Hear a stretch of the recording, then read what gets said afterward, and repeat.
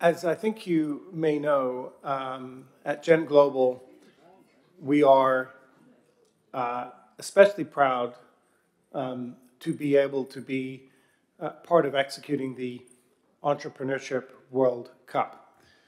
And I think that's evident by the fact that you've got an A team up here, starting with Carlos, who does all the real hard work behind the scenes on all of the platform and mapping. Of course, the inspiration for many of us, especially our founders, and one of our judges, our chair, Jeff Hoffman. Mark Marriage, who's always known as being the wizard behind the curtain. He's always the person that's figuring out how to make the whole thing work, as, of course, perhaps the most experienced member of the Gen Global team. Anna Maria, who's been with us since the very beginning out of London, driving the Entrepreneurship World Cup from the days that it began as an inspiration with the MISC Foundation before it became something that's now led by Jen and Monsha'at. I wanted to have a chance just to say a couple of things quickly about this. This is extremely exciting for us. It's something that we all take a lot of personal interest in. I think for one particular reason, and that is that it attracts to the Gen ecosystem founders. And for any of you that are the national organizers or the drivers of the Entrepreneurship World Cup in your country, this is not about getting entrepreneurs into Gen's hands. This is about Gen being in a position to empower the global ecosystem to support your entrepreneurs. And so I think we're especially excited about this because, of course, it has enabled us to meet and help both financially, but more importantly, with mentorship and other kind of advice, a great number of people that are taking risks, that are figuring out new ways of doing things, and of course doing what we all want people to do at this Congress, which is to start and scale firms. So I wanted just to begin by saying this is extremely important to all of us. It is the heartbeat, I think, of what we will do for entrepreneurs, and could not be more excited that we're going to be now embarking on this journey for the next edition. There was some slight tweaks, as you well know, that we're going to talk about in this summit, but I do want to stress not a lot has changed. We've made some slight amendments to be able to responding to feedback in terms of how we make the process more efficient over time. But super excited to hear what comes out of this summit, because this is where you're sharing how you're doing things well. It's also where you're sharing what are some of the challenges you face and some of the difficulties you might have with implementing this on the ground. So there's only one more thing for me to do, and that is to acknowledge the Kingdom of Saudi Arabia, not just for their extraordinary insight in coming up with the idea that we could do this. And by the way, to do this, Jen decided we would stop all the national competitions and all the various competitions we're doing, and we would only do one competition, which, you know, a handful of the people we worked with said, oh, I wish you would continue the competition, but we decided it was better serving entrepreneurs. But as you know, this idea was conceived initially by the MISC Foundation. They were very generous with their time and resources in making this possible. And because of its success, I think we're very fortunate that the stewardship of this has fallen into the hands of Monsha'at. As you know, Monsha'at has been an extremely important partner to Gen, not just in the last couple of years since we worked more closely together in establishing Gen in Saudi, but also in terms of the GEC. But for many years, I've actually been visiting them since prior to their name change to become Monsha'at, and very, very excited to be a witness to this extraordinary journey in how to help entrepreneurs in Saudi Arabia. But I'd like to, we're very proud to say that we do have a representative here from Monsha'at that we've known for a while, who's back in a very important role for us as General Manager for Innovation. I know many of you have had the opportunity to meet many of the Saudi delegation, but it is really Monsha'at that without whom we would not be having our global finals, without which this Entrepreneurship World Cup would not be possible. So I'd like you to give a warm welcome to Abdul Majid Al-Umrami, who is the General Manager of Innovation at Monsha'at, and is going to say a couple of words of welcome to us to this, our EWC Summit. So thank you for being here. Thank you, Kenneth.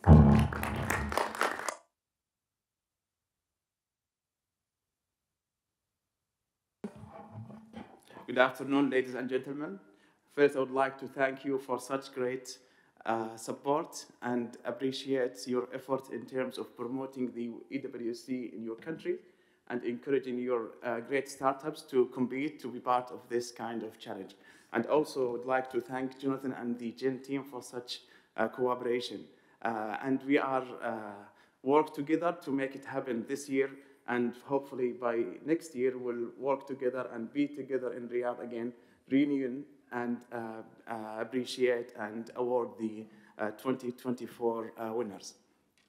If you allow me, I would like to start with a story of an entrepreneurial startup who was bold enough to come up with an industrial deep tech companies that saves our beloved brothers and sisters in the construction industry. He saves the lives of and solve the problem in the industrial sector, and also he, right after the winning, got a decent deal from the second largest company in the world with a decent investment from a well-known VC. Last night, he also got another award from GEN as the starter campus last night. You might ask, why Saudi? And why now? We believe there are global challenges all of us is facing. And to come up with an innovative solutions, we would like to invite all our entrepreneurs to work together to solve those kind of challenges, to get a great solution for the humanity.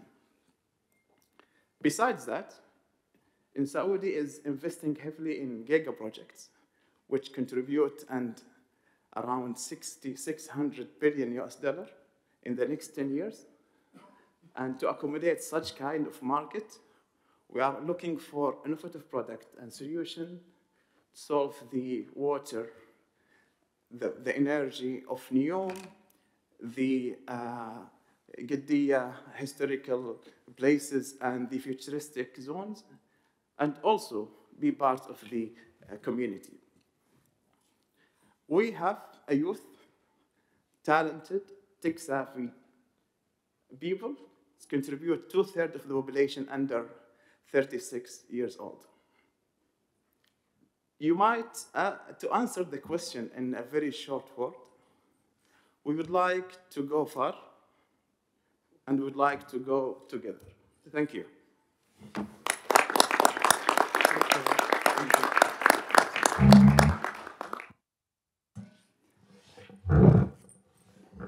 Thank you very much. This is really a special edition of EWC. I really want to welcome everyone and some of the organizers who are joining us there. I just want to invite you as well to join us at the table. You're part of the conversation. Don't be afraid. We do not have flags for all the world, but you're here represented. So please join us at the table. You're part of this conversation. I know I see Colombia, I saw the UAE somewhere. So please join us. Today, as we mentioned, this is the 5th edition of the Entrepreneurship World Cup Summit. It is a special edition because we have never had the opportunity to welcome at the table ministers, the vice government of Saud from Monsha'at, and last but not least, our dear friend Jeff Hoffman, who really have been at the front and drivers for making sure that EWC happens, continue, and it gets the support that we've gotten throughout the years. So we have a pretty condensed agenda today, but I really wanted to give the floor to Jeff to give a special welcome remarks. Jeff, you've been since the beginning. I think you've been part of the brains bringing together EWC to life. Today we have here some of the organizers. We also have here some startups that I can see, and we also invite some startups that have been part. So I just wanted to go ahead.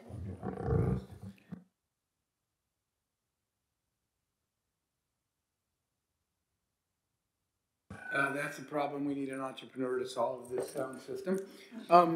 Two things. One, I want to trade flags with Saud. I want that flag. See if you can slide through. I want the Saudi flag. You guys can take this one.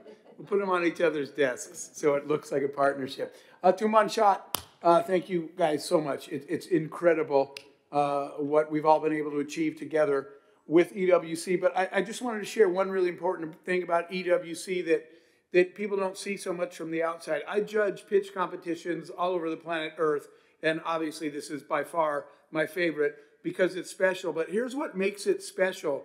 In all the other competitions, the startups show up, they pitch, someone wins, and they go home, and that's the end of it.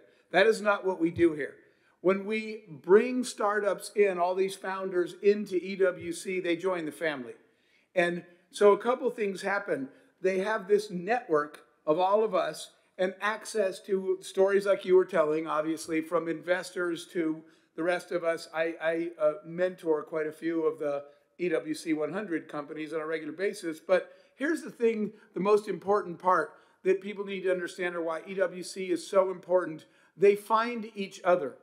If you were in Saudi, and let's just take the EWC 100, the 100 top finalists, the relationships they built with each other were incredibly valuable. They didn't just come to a pitch competition, pitch and go home. They met people in the same journey as them that understood their lives and understood their problems, even though they were all from different countries. And the sharing that you don't get to see behind the scenes between all of them elevated every single startup. So we're bringing in EWC a value that you just can't put a price on. The finding each other and you'd be amazed at how many stories the startups are all helping each other succeed in all of each other's countries. That's all below the radar, but it is what makes EWC, I'm going to say it, the best pitch competition in the world. So thank you guys, everybody, for creating something that is, thank you, displayed properly. Thank you for creating something that is unique. And thank you for changing the lives of these startups, because EWC has been life-changing for everybody involved, not just the people that win. Thank you.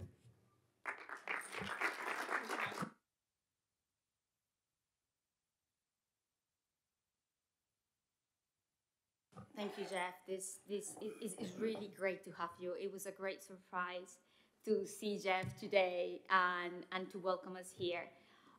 One thing on just following up on what he said, we see the result of pretty much 1 year work of everyone with the startups.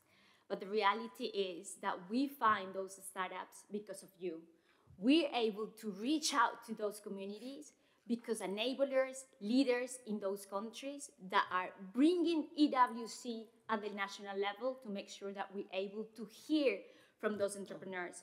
So I just want to acknowledge that, because yesterday we had a celebration of what an ecosystem is, and you as an ecosystem enablers are critical for the whole process to happen. Well, on that note, I just want to give the floor to Mark. Mark, please, you don't need further introduction, so go ahead. Thank you, Ana Maria. So first, I'd like to start off by saying that I wasn't aware that I was going to have to follow Jeff. It's a tough act to follow, but I'll do my best. So thanks again to all of you for engaging in this. I see a lot of familiar faces around the room. I know a lot of you are leading the Entrepreneurship World Cup in your countries, but I think I see some other unfamiliar faces that I'm hoping that you're trying to kick the tires a little bit in terms of determining, is this something that I want to do in my country? Do I want to kind of carry this out? And as Jeff mentioned, the EWC is more than just a pitch competition. This is the start of a relationship with our network and with our desire to smooth your path towards growth and of those entrepreneurs in your countries. So what I'm hoping to do with this session is to provide you with a little bit of an update. As Jonathan mentioned, there's not going to be a lot of changes to the EWC this year. So we have a lot of consistency with what's come before in the first 4 years. We do have a couple of tweaks, though, that we think are going to make your lives easier, your jobs easier, and allow you to focus more time and energy and resources on making this opportunity available to as many entrepreneurs in your country as possible. So I'm going to give you a few minutes here of comments about kind of what's going to be consistent, what's going to change a little bit, and then I'll turn it over to my colleague, Carlos Enriquez, to share with you a little bit of an update in terms of the competition structure a little bit and the assessment process and like the nuts and bolts of how that's going to work. So just to start by kind of reassuring you that what you see and what you know of as the Entrepreneurship World Cup will be consistent this year. We are pushing this out. This is an opportunity for entrepreneurs at any stage, idea stage, early stage, growth stage, to get involved and to compete and to learn and to train on how to take the next step. So that's not going to change. It's going to be a wide net. We are making this possible through the activity and the engagement and the energy of national organizers around the world. So all of you familiar faces running your EWC national campaigns in country. So that's not going to change. We are going to be funneling the best and brightest startups around the world into the EWC 250 and then funnel that down to the EWC 100 global finalists. And those global finalists are going to convene in Riyadh at the global finals. That's not going to change. So a little bit of a tweak, though, is how we're pushing that path forward. And so a couple of key points to raise. Globalizing the assessment. So in the past, what we've done is we've asked you to engage with a portal and to manipulate that portal, to work it, to get entrepreneurs in there, and then to conduct your assessment, and then to conduct your national finals. It wasn't a very efficient process, and we think we found a better solution. We've got a new portal, an application portal, that we're globalizing. And so no matter what country a contestant enters from, they go into this global application portal that our team will manage on your behalf. So we don't ask you to create your profiles on that platform. We don't ask you to onboard your judges onto that platform. That's something we'll take care of for you. Carlos will cover in a second, but he and his team are kind of bringing some consistency to the global assessment. And so everyone enters the pool. Then there's an initial round of assessment that happens where we start to identify the best and brightest startups around the world. And then for those of you who are running your national competitions, your national finals, you tell us what your numbers are. You tell us how you're organizing your finals, and we'll provide you with your list of the top scoring startups in your communities and in your countries. And so that way we're kind of taking that off your plate a little bit, allowing you to free up to focus on, again, getting entrepreneurs into the portal and on planning your national finals. And so, again, going back to what stays the same, you'll again have control over the national finals in your country. You'll have control over who the judges will be at those national finals. And then you'll tell us who the top scoring startups were from those finals. And then again, as we've done in previous years, we'll forward those into the EWC 250.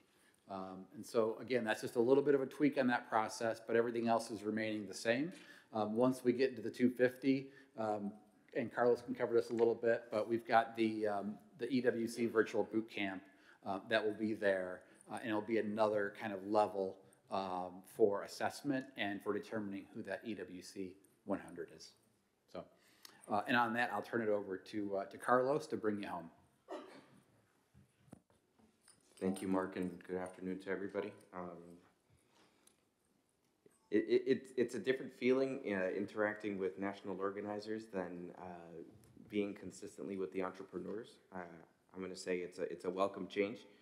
Really excited to be here in front of everyone, and thank you to Monsha'at and the entire family at GEN to allow us to do this great work in supporting all of you and your entrepreneurs.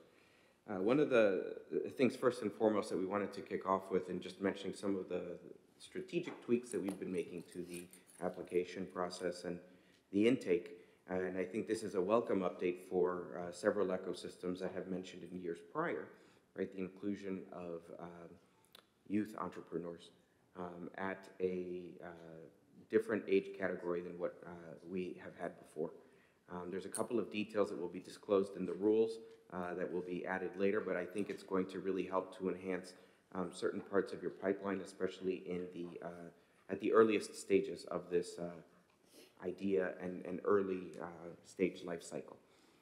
It is encouraging in the sense that through this process as well, moving forward into the selection process, one of the things that we've also, and carrying on with what Mark had mentioned, is really kind of leading into what's the most important element for where the EWC Accelerate team, along with a global cast of expert judges, will be able to add value to the work that you're doing at home. And really it's in hopefully being able to simplify the selection process. In doing so, making sure that what we're doing is acting as a first filter quality control in order to deliver to you the most competitive startups and scale-ups within your applicant pool. By doing this and being able to deliver to you a preset number of startups, whether it's 10, 20, maybe even a little more, being able to carry on from there into, as Mark was alluding as well, no real change to the national competition. Being able to conduct this process allows you, with your partners and stakeholders, to continue to operate as you have in years prior. And in so doing as well, giving you an opportunity to filter further from a set number of startups that we would be able to deliver. Continuing in this process as well, as the national finals move ahead to actually deriving a list, right? Mark had mentioned as well, right, the inclusion of this group of 250, right? This cohort to us is very near and dear to our hearts, and one of the reasons why is because this is where we really start to interact with those startups from your community. And when I talk about going deep with them, we mean it. I look around the room and seeing some of the different flags, there's a story that is told from every single one of those entrepreneurs, and really it starts at the boot camp. That boot camp, in a similar fashion, will be replicated as what we've done before. At distance, of course, it's a virtual engagement that will really seek to deliver high quality impact, best practices from experts that are not just coming from the United States, they are globally representative, but most importantly from there, being able to also deliver a secondary yet equally important key driver of engagement way beyond the lifetime of EWC, and that's really learning about some of the things that and national initiatives that Saudi Arabia has, that the kingdom is offering to startups from around the world. And this, to us, is also a very important way to be able to deliver a lot of value to the ecosystem. We understand that many of your companies are looking to internationalize, scale, and grow, and this is one of the things that the bootcamp also serves to do, to be able to start creating relationships with those key players. And there's members of our team here as well. Hadi, who is working in Saudi Arabia and was a wonderful support to us, as well as other members of the Monsha'at team that we've been engaging in that are really helping the entrepreneurs to understand what's available. That group of 250, upon completion of the boot camp, passes through a final filter. That filter will derive our group of 100. That cohort that will then be invited to the global finals in Riyadh. But if we go back all the way to the beginning, right, the road starts here today and the work that we're doing to be able to drum up that interest. We've changed some of the age restrictions.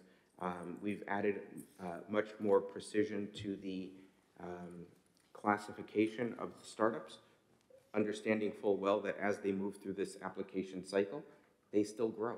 So that development of the company helps us to be able to pinpoint things, which is the last point before I'm going to open it up for some questions and comments that we can take with Mark, Anna Maria, and the rest of the team, which is about the data.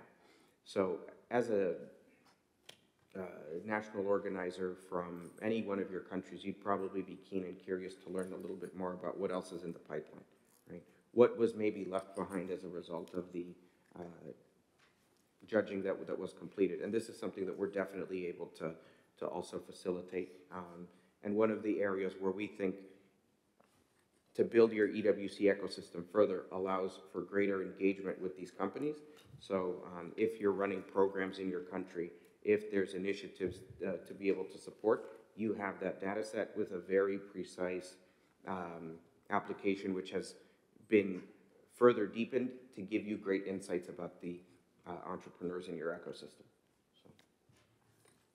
Fantastic, Carlos. I think that many of the organizers here welcome some of the tweaks and updates, simplifying processes. I think you were tremendous leaders trying to go through all the processes, but here for this version, we just simplified. And because we're running out of time for the session, we're just going to take a few questions, but I think it's important that because we have Mark, we've got Carlos here, part of the team, now we've got Cecilia, who's also joining us for the next session, to open it up for questions that you may have. René, a pleasure, go ahead, from Bolivia. Thank you, René Salomon from Bolivia. I'm really happy to hear what you're saying, but at the same time, I'm kind of worried. Because I'm just going to give you a short example. In Bolivia, there was a competition between high schools, and the professor in one high school wanted to send 5 girls to compete at a national level. So he said, you're going to run from here to this point 100 meters. And 5, the fastest, are right to the 100 meter. But the one that was really ready to run a marathon didn't make it because she wasn't fast in the short term. She was ready to run 5 kilometers. So she went crying and said, we need to keep some rules, but at the same time we have to see in the long term. So she decided to go and run by herself, and she won the marathon. She is the wife of a marathonist that won in Mexico 2 weeks ago, the whole Mexican marathon, a Bolivian guy. So why I mention this? Because when we start selecting the 10 best startups in our countries, we know the marathonists, we know the startups, we know the people, and we know what they do, what they can do. If you're gonna do it through a machine, artificial intelligence, and some things that you're gonna have in the process, sometimes we're gonna lose the best ones. For example, Fascia, the one from last year, he was within the hundreds, and he went to Saudi Arabia. And 3 weeks ago, maybe a month, they already get $1 million in our market, in our small market. But in Saudi Arabia, she didn't pass the first process. So I think we have to work together in order to find something that we don't lose the grassroots, the knowledge of the people, so also work together to put the 100 best of the world. Maybe they won't be Bolivians, but I'm just pointing this because I would love to know more how you're gonna select the 10 finalists from each country. And we're gonna just receive the names and all of that. That's my main question. Yeah, of course. Thank you, Rene. Well, I think one of the first things, we're in full agreement, you know, the spirit of the competition to be able to deliver, right, the strongest possible competitors from every single country. These entrepreneurs are doing amazing things, and we're absolutely happy to be able to hear about, some of the wonderful milestones that have been hit with FASIA, for example. I think when it comes down to it, there is a team here that is available and receptive, and I've had conversations with many of you recently as well. So we do have an open door, when it comes to this, and we're absolutely happy when it comes time for us to be able to move into that part of the process, right? To learn a little bit more about the local context of what's moving, right? But by extension as well, understanding and hoping, right, that through this initiative, right, that global judges will be able to put, it's really thinking about another angle as well to what the competition means, right? They will be evaluated eventually at some point by external evaluators. And it's a rigorous process that is unbiased and impartial.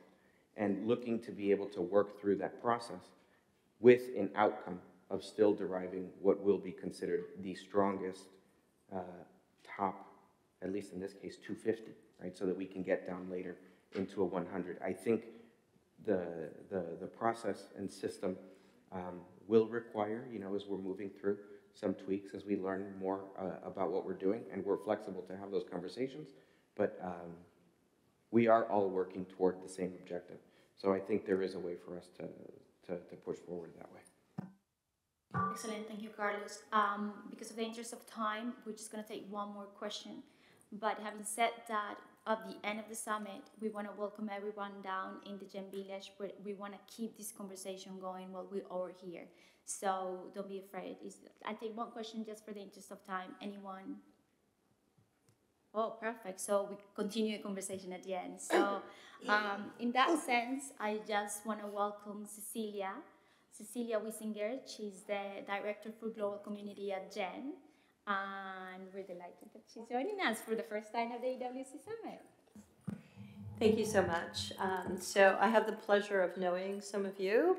For those of you who don't yet know me, because being the Director for Global Community, I have the added benefit of seeing from a 30,000-foot view all of the wonderful things that you're doing.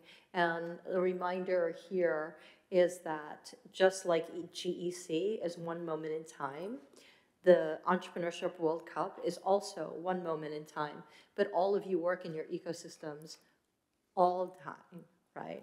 365 days a year, you're working on that ecosystem. So understanding that just getting these particular entrepreneurs to this finish line doesn't mean you stop. There are many more behind them trying to move forward. So with that vision in mind, talking about the title of this portion is Building and Catalyzing Local Partnerships for a National Campaign and Leveraging Global Entrepreneurship Week and other GEN programs to help that along. Because it takes all different kinds of methods. One size does not fit all. And knowing that what works in your ecosystem may not necessarily work in another, but we want to share some noteworthy practices. And so this esteemed panel will go in order. I would not do them justice by introducing them, but we want to make sure that you hear from them. So the next portion will be about 3 minutes of an intervention, not necessarily a panel discussion. So I'm going to have you introduce yourself, the name of your organization, and there are some things that I'd like you to share with us on how you utilized the tools that you had at your disposal, so everybody here can learn from your collective wisdom. So we'll start all the way at the end with Ivu. Hi everyone, and thank you so much for having us here. I would like to start with thanking Jen for the consistent support. Shiv unfortunately couldn't be here, but he sends his regards to everyone who is present here. About EWC, it has been an incredible journey for us in India. We launched together in 2019, and I'll mainly focus on India and then how we actually built the Indian ecosystem. So in 2019, we were kind of building it together with Jen and MISC as founding members and partners at that time. So actually focused more on partnerships with the ecosystems within the ecosystems.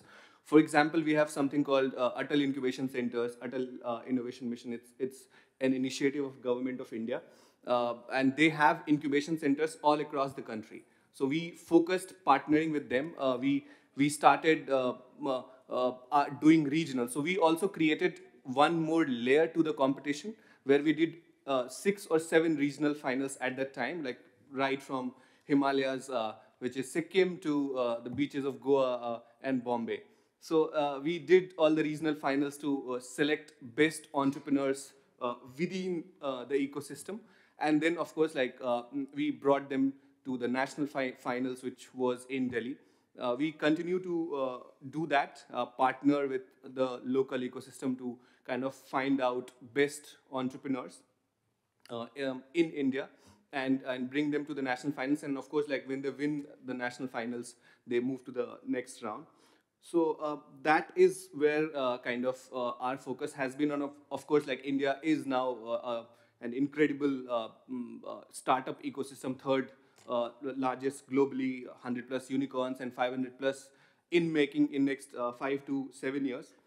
And it has been only possible because of the support of the government, the private sector, and everyone. So yeah, so this is how we have kind of built the EWC in India, and then how different ecosystems come into play. Of course, like investors who have been kind enough to invest in the companies, startups who come from EWC network. So yeah, this is broadly what and how we have built in India. Thank you, Cecilia. Wonderful, thank you so much. So what I'm hearing from you is that this tiered approach, because you cannot do something in such a vast country with so many other stakeholders, that if you do small things and build up to bigger things and include people along the way, like government and academics and all of that, you actually start building a coalition. Next, I'm going to invite our Honorable Minister to share a little bit about what you did. Great. Thank you very much. Good afternoon to everyone. I'm Maria Luisa Hayem. I'm the Minister of Economy of El Salvador since June of 2019. A few days into this job, I was presented a graph showing how the ecosystem looked at that point back in June 2019. And I compared it with the July 4th fireworks, or any fireworks that you can imagine, super despairs. There was a lot of some duplication, things that were called in a way that not necessarily were. And a phone call actually changed the life of our ecosystem. It was a phone call by Ana Maria, who said, "I have the solution for you." And she was actually right. After 30 seconds of hearing about EWC, we decided with my team to go for it. And it was in 2020 when we started our first competition. And just to give you an idea of how we have evolved since May of 2020 up until today. Back in 2020, we had 7 partners that in the middle of pandemic, the worst days of pandemic, they decided to join forces and come with us and implement this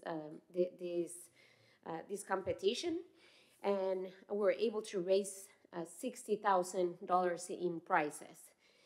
These 7 partners stick to us up until today, but we reached 17 partners in 2021, raising $80,000 in prizes. In 2022, we had 50 partners in the table, and we're able to raise $150,000 in prizes. This year, as of today, we have 78 partners that are working in several different projects, like an acceleration learning route to boot camps, demo days, networking events, and we're able to raise as of now, and if anyone is willing to chip in, you're invited to do so, but as of now we have $270,000 dollars prizes that are going to be provided to the finalists of this competition. So like Jeff mentioned it earlier, for us, the competition per se is not the most important thing. For us, the most important thing is having been able to strengthen our innovation ecosystem, having been able to map where is our innovation happening, who's presenting the innovations, what's the gender representation, are they coming from vulnerable states? All this information is really valuable for us, but also one of the most valuable aspects of being part of this network is that it allows us to track every single entrepreneur and provide them with the tools, the information, the support that they need in order to succeed in their projects. Just to give you an idea of where the innovations are coming, we have received applications and applications of entrepreneurs in artificial intelligence, edtech, fintech, logistics, proptech, agrotech. In a country where Web 3.0, we actually last year opened a category for Web 3.0, and more than 45 applications were received on Web 3.0. So this is what we're seeing in a country that 4 years ago was not known for having any innovation happening, although it was happening. We're not being able to showcase it. This was a country where funders say, why would I go to El Salvador if there's nothing happening, there's no pipeline, there's no innovation, there's nothing. And thanks to the partnership that we made, now funders are looking to El Salvador in a different way, and now accelerators are looking to work with the government and with our ecosystem. And just to close, I would want to share some of the partners that are already working with us, because they are local, they are international, they are universities, they are intellectual property government offices. But among the international partners, we have Amazon Web Services, we have Microsoft, we have World Vision, we have the Organization of Tourism with whom we're launching this year. Every year we're identifying what are those, where should we be looking for innovation in El Salvador, and this year we're focusing on tourism, which is one of our most strategic sectors. And we have partnered, therefore, with the organization, World Organization for Tourism. We're also opening a category on how to bring solutions for small and medium enterprises in order for them to export. And we have partnered for all this, the World Cup for this year. We have partnered also with the World Organization for Intellectual Property. So this is the kind of the Central American Development Bank. This is the kind of partners that we have currently in our ecosystem, and a large part of the reason why we have this strong ecosystem and why we're being able now to showcase what's happening is because of the partnership with Jen. I'm sorry if I was too long, but I wanted to make sure I would share the. Well, no, we are always glad when you tell us how important the partnership with Jen is. That's always good news. And what I really love the way that you expressed is that we didn't start out with all the answers, right? This is like. For those of you who make pancakes, this is like the first pancake. You're not going to get the first one right. It's not always going to be perfect, and we grow and learn as we go along. And so your story tells us how you didn't start out with a whole lot of money, and you didn't start out with all the sectors, that you built as you went along. But also one of the things was that holding a pitch competition was not your set goal. Actually, you have other goals and deliverables, and what EWC became for you was a tool in order to utilize to get to those other goals that you wanted to get, which was building more partnerships, building more recognition, and having that engagement. So that's something to keep in mind. We don't have a manual, and at Jen, even with all the knowledge in this room, we don't have all the answers. But it's because we start to do things together that we learn better from each other. So I think that's really important. And we can tell you from staff that It may seem like we're really smart. That's because we're always contacting all of you to say, hey, what's working where you're working? And then we share that knowledge out. So it is always the hive mind. So thank you very much for sharing that. Jaron?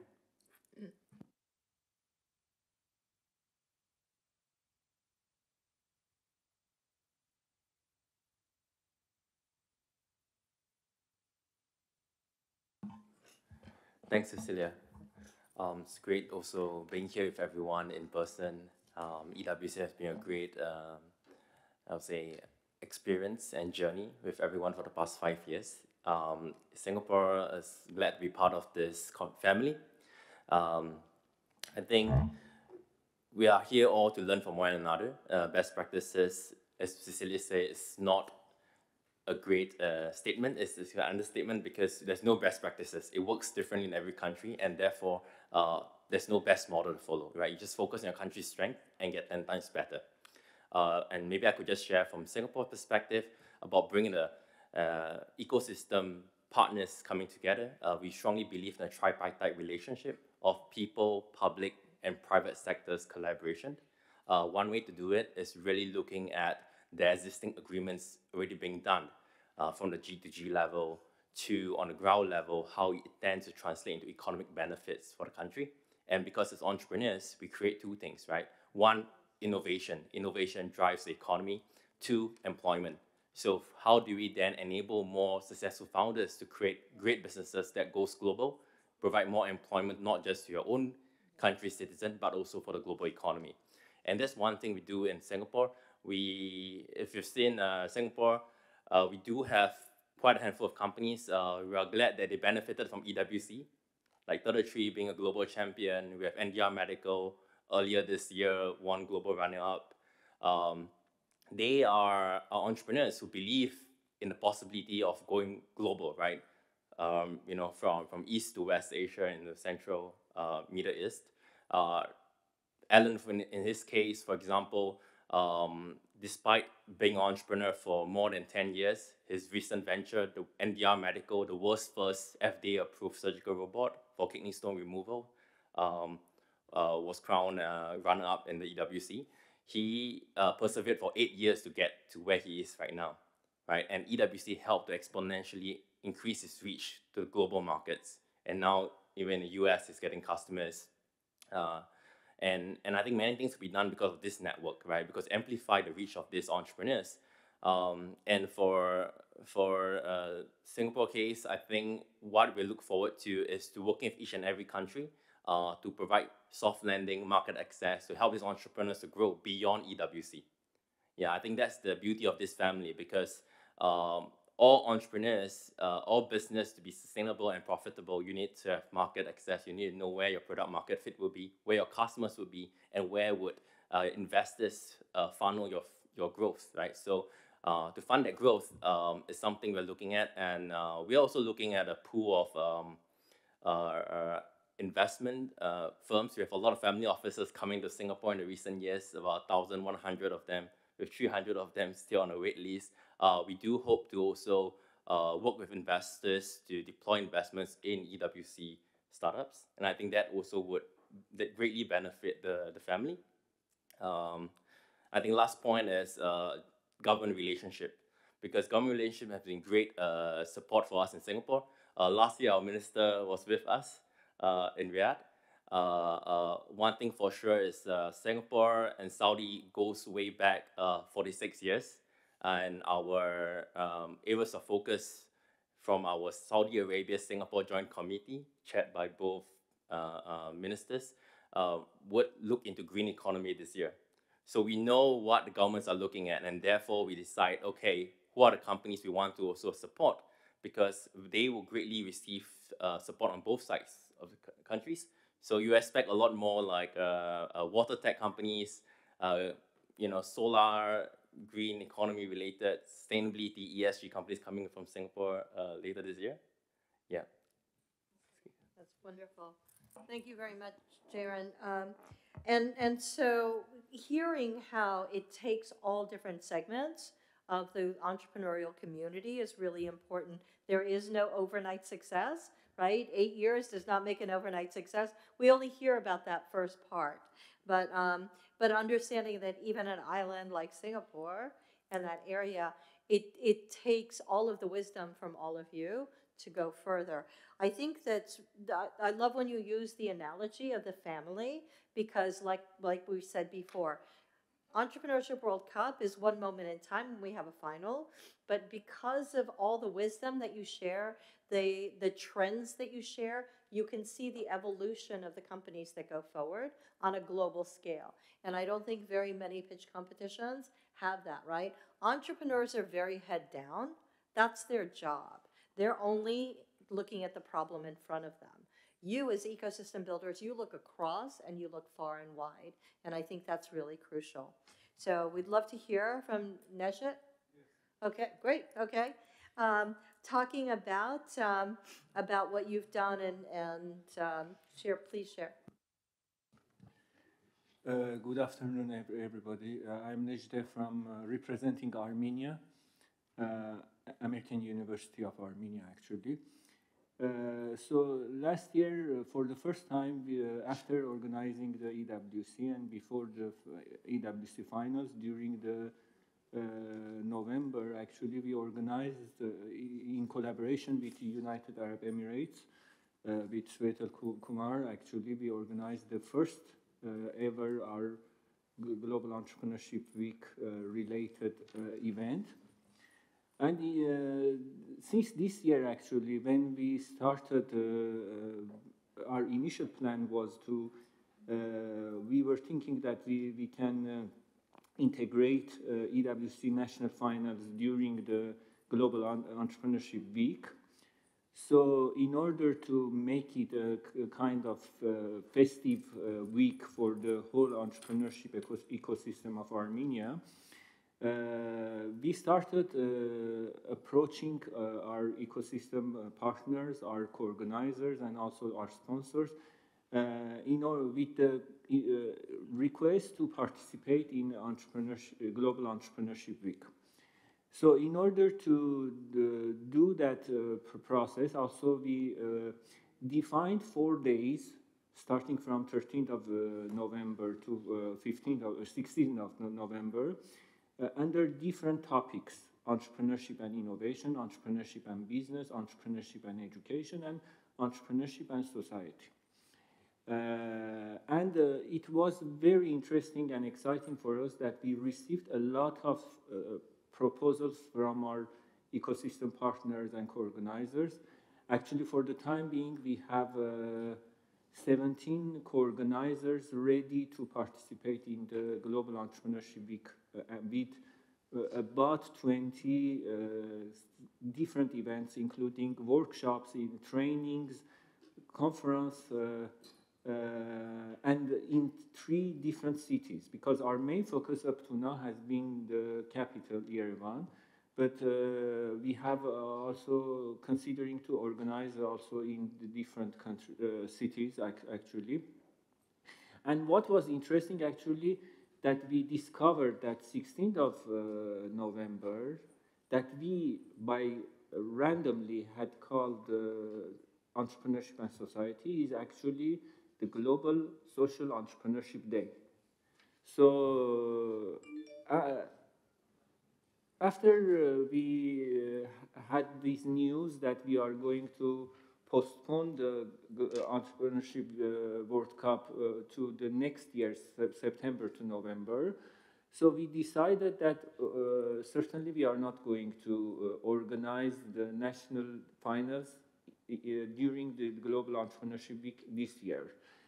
But still, since we have already discussed and also received the different proposals, so we are continuing the process, and we replaced the Entrepreneurship World Cup national finals with 2 days called the Entrepreneurial Ecosystem. And finally, at the last day, we are designing a gala event when we are going to integrate also the representatives from the government three ministries: Ministry of High-Tech Industry, Ministry of Education, and Ministry of Economy, and also the Armenian Parliament. So under the title of Entrepreneurship as a National Imperative. So basically now, for the time being, our program has been changed completely to Global Entrepreneurship Week, but still we are planning also, and we are certainly what we are doing is that we are proposing to all our partners in order to integrate in their programs our national finalists, the previous year's national finalists, and the new startups who are interested to participate in the coming Entrepreneurship World Cup. I love the fact that you remain agile, right? Yeah. I think we say that to our entrepreneurs, that they should be able to pivot and be agile. And I think that sometimes we don't practice that ourselves. Yeah, actually, I think that we are ourselves a kind of startup. So the agility is part of the process. So that was the reason that we now have completely switched to Global Entrepreneurship Week for at least this November. No, this is great. And then I love how you incorporated all the different sector focuses, but you know, in what you articulated, in that we don't do it alone, right? We invite other partners and we listen, and we have this inclusive approach where you learn from others to do. Yes, and something I forgot to mention, you know, because of the Ukraine war, we have a lot of Russian immigrants moved to Armenia. Mm-hmm. Last year, actually, we had a dozen of Russian founder startups who participated in EWC in Armenia. And actually, this year we are, during the Global Entrepreneurship Week, we want to also create a kind of integration program for, in order to integrate them also in the whole ecosystem. Because they are currently living in Armenia, they are working in Armenia, and they are starting their startups in Armenia. Well, we appreciate that. So thank you for also taking care of the wider community. And not least, last but not least, in this section is Juan Esteban. Thank you, Cecilia. Hello, everyone. My name is Juan Esteban dos Deves. I'm from Ecuador, as you see our flag here. And I'm General Manager of Kruger Labs, the innovation accelerator of Kruger Corp, the biggest tech services company there in Ecuador. And well, I have prepared what I have to tell you today to be more efficient on my time and not to get lost with so much information to assimilate here on GEC, and also because of my English is not as fluent as I want. So let's start by giving you some context of what we do and how this pulled us to EWC in Ecuador and to be a private ecosystem builder in our country and the region. On one hand, Kruger Labs has a startup accelerator. What we do is to make possible to grow up a business by preparing them to global challenges and reformulating their business model with the intention to catch investors with different weight of impact. And in the other hand, we have an enterprise accelerator. There, what we focus on is to help organizations on their transformation roadmaps by using innovation as a way and technology as a tool for conquer their objectives and to serve their purposes. Starting with this, I can say to you that it's really challenging to prepare and lead an organization that works in these two different fronts with a common multitasking team, a team that sacrifices itself for ecosystem development every day, as many of you. and here I have to stop for a second to say thank to our team and recognize all our work teams because without them we will not have anything to say here. But today I can also say to you that if it's possible to grow an ecosystem and to be part of this, its stakeholders in Ecuador, it is possible in the whole world. Obviously, we are not the only one working on this fabulous proposed there. Because of that, today I'm going to talk to you about ecosystem and how we generate opportunities in Ecuador and in Latin America to different startups and enterprises that want to break the status quo of their industries. Focus on a first door that in last 4 years we call EWC there in Ecuador.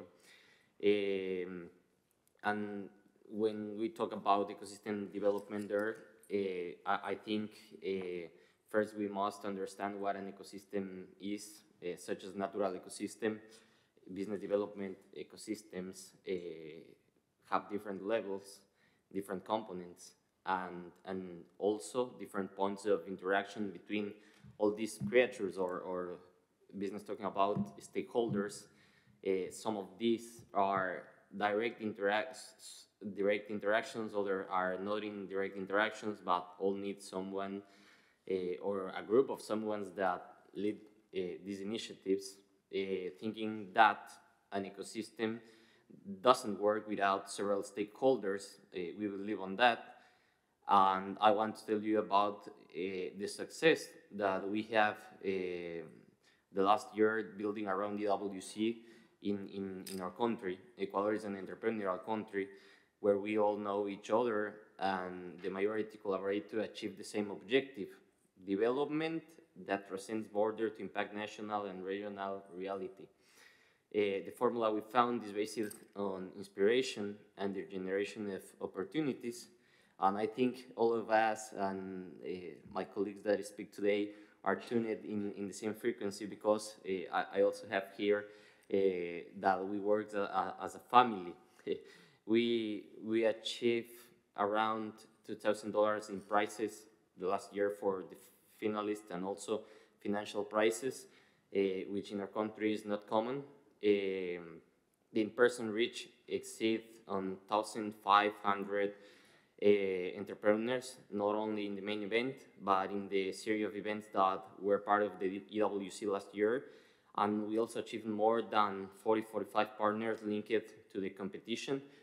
We were also able to prepare national finalists for the global final, and this made him among the 10 best entrepreneurs in the world. And when I say ours, I'm not talking about someone in my portfolio. I'm talking about an Ecuadorian. And that's precisely the spirit that brought us to the other side of the world here in Australia to tell you what the success factor of this initiative in Ecuador is. We function as a family. We all give something and support each other so that new entrepreneurs can get ahead and contribute to development. It is our sense and what moves us.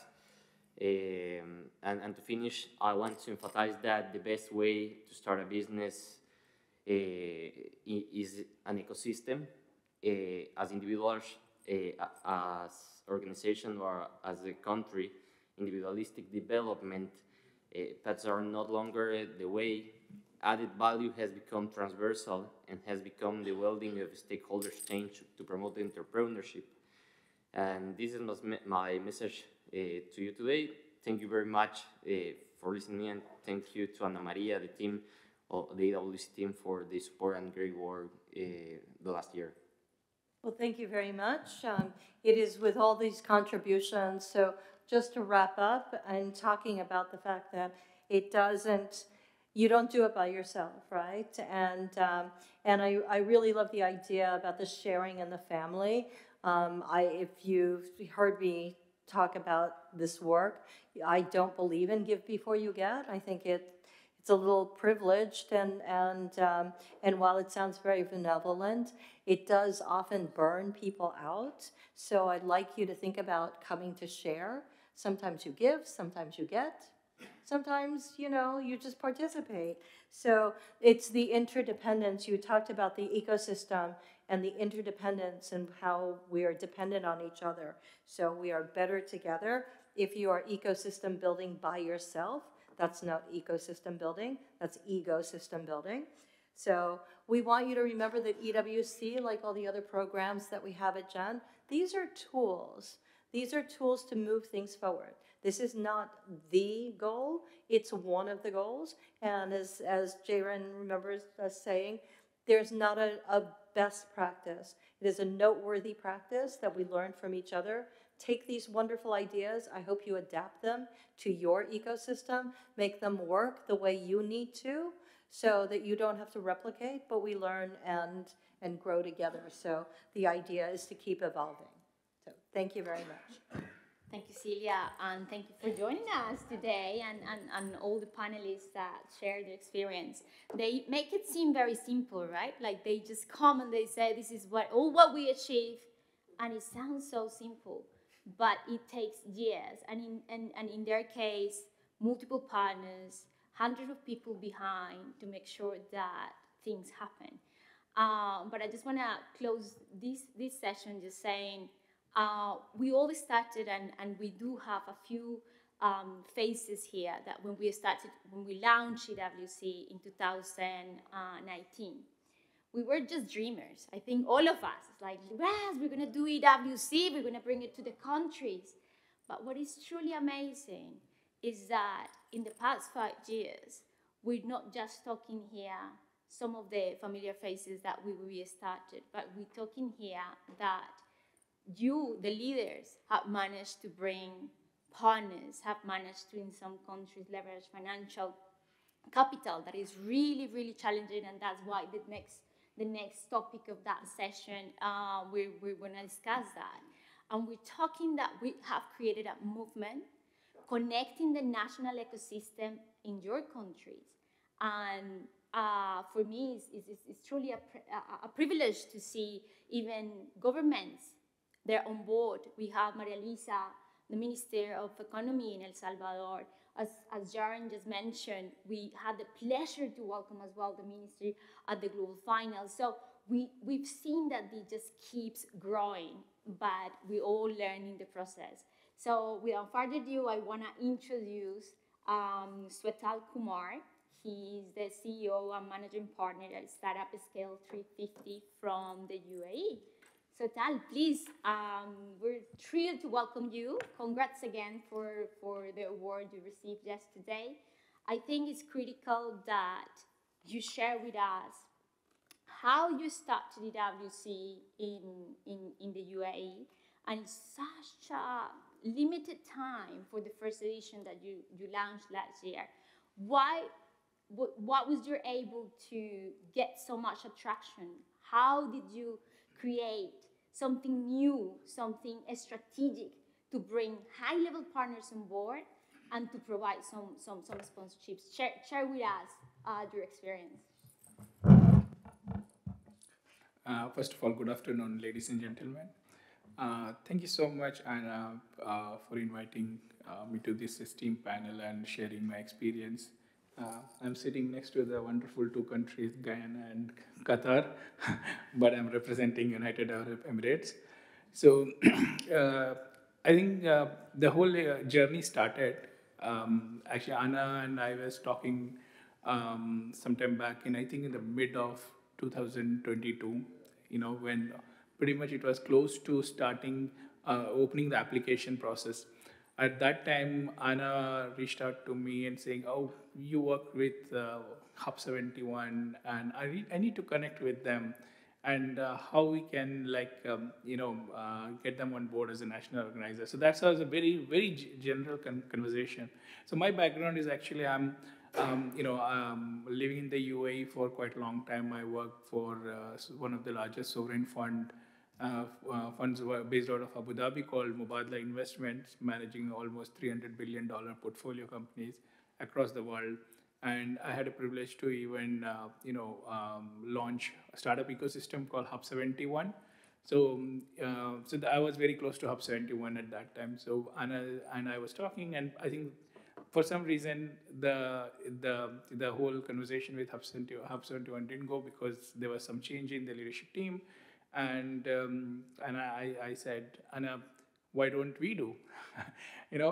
And that was something like immediate reaction from Anna was, oh, why not? I mean, it's really privileged to have you guys to lead the EWC.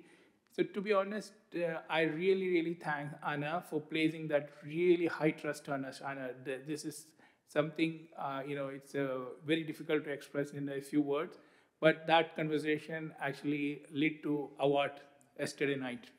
That was an amazing thing. That someone who plays such a high confidence and trust on us, who just running a first time such event, and even eventually it's culminating into such a great night last night where we won the award as the best EWC campaigner of the year. So how this all started after our conversation with Anna. So for me, coming from a large organization, at least I had access to really good networks, and even while part of setting up a startup ecosystem, I understand all the key enablers in the ecosystem. And we know that everybody has their own agenda, their own program, some competitions. So even if it's sometimes very difficult to see that get all the people on your side, and you are, it's like you're gonna, when you say that, oh, you're gonna run another competition, it sounds like you're competing with them, right?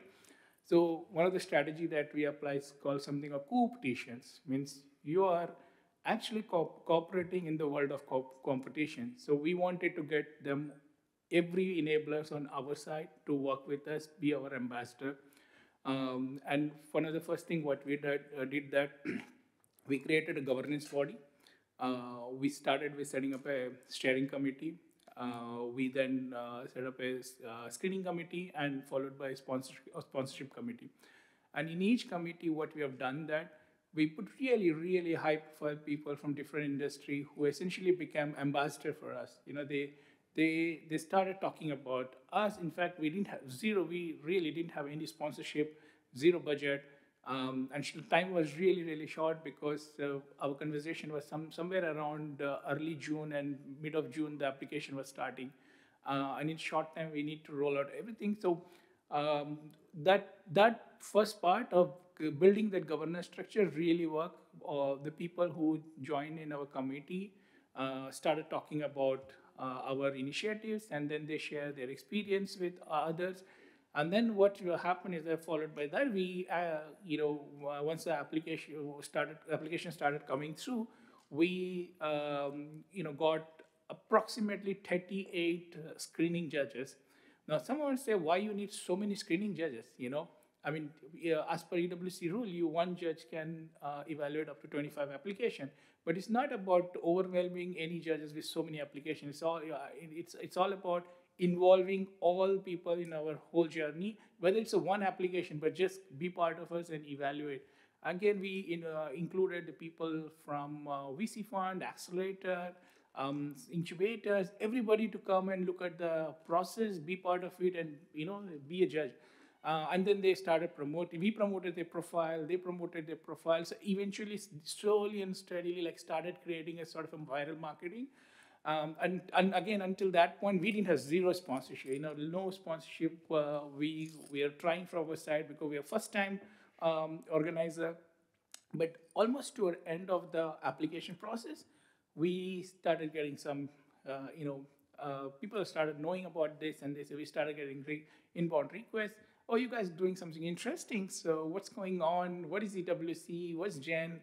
And that's how we start, building the more partnership. We got, Al Dhafra TV, which is one of the leading national news channels from Dubai, who was the first one to say, hey, we want to feature you guys. We want to cover all your event. It's completely free from our side. And then we got, Infitech, which is Dubai's largest incubators. And they said that, oh, we want you guys to host the final in our space. And then we got a lot of WeWork, which is, as you know, that's one of the world's largest incubator or co-working space. They provided our facility for their facility for our semi-final. Intilak, which is backed by Emirates Airline, they came forward. So every company started, leading company started collaborating with us.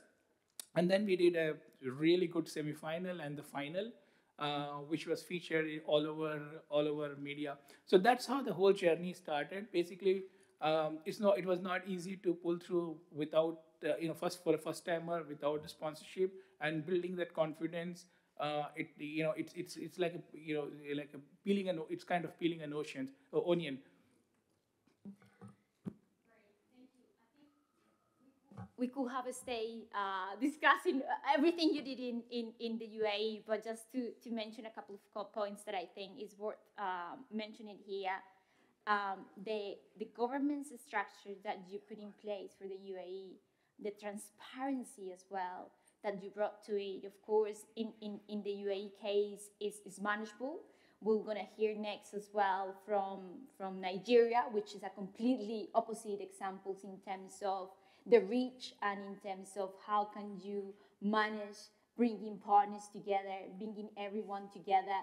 But more importantly, how can also you manage and control the number of applications that I think Nigeria has been at the top consecutively in all the editions.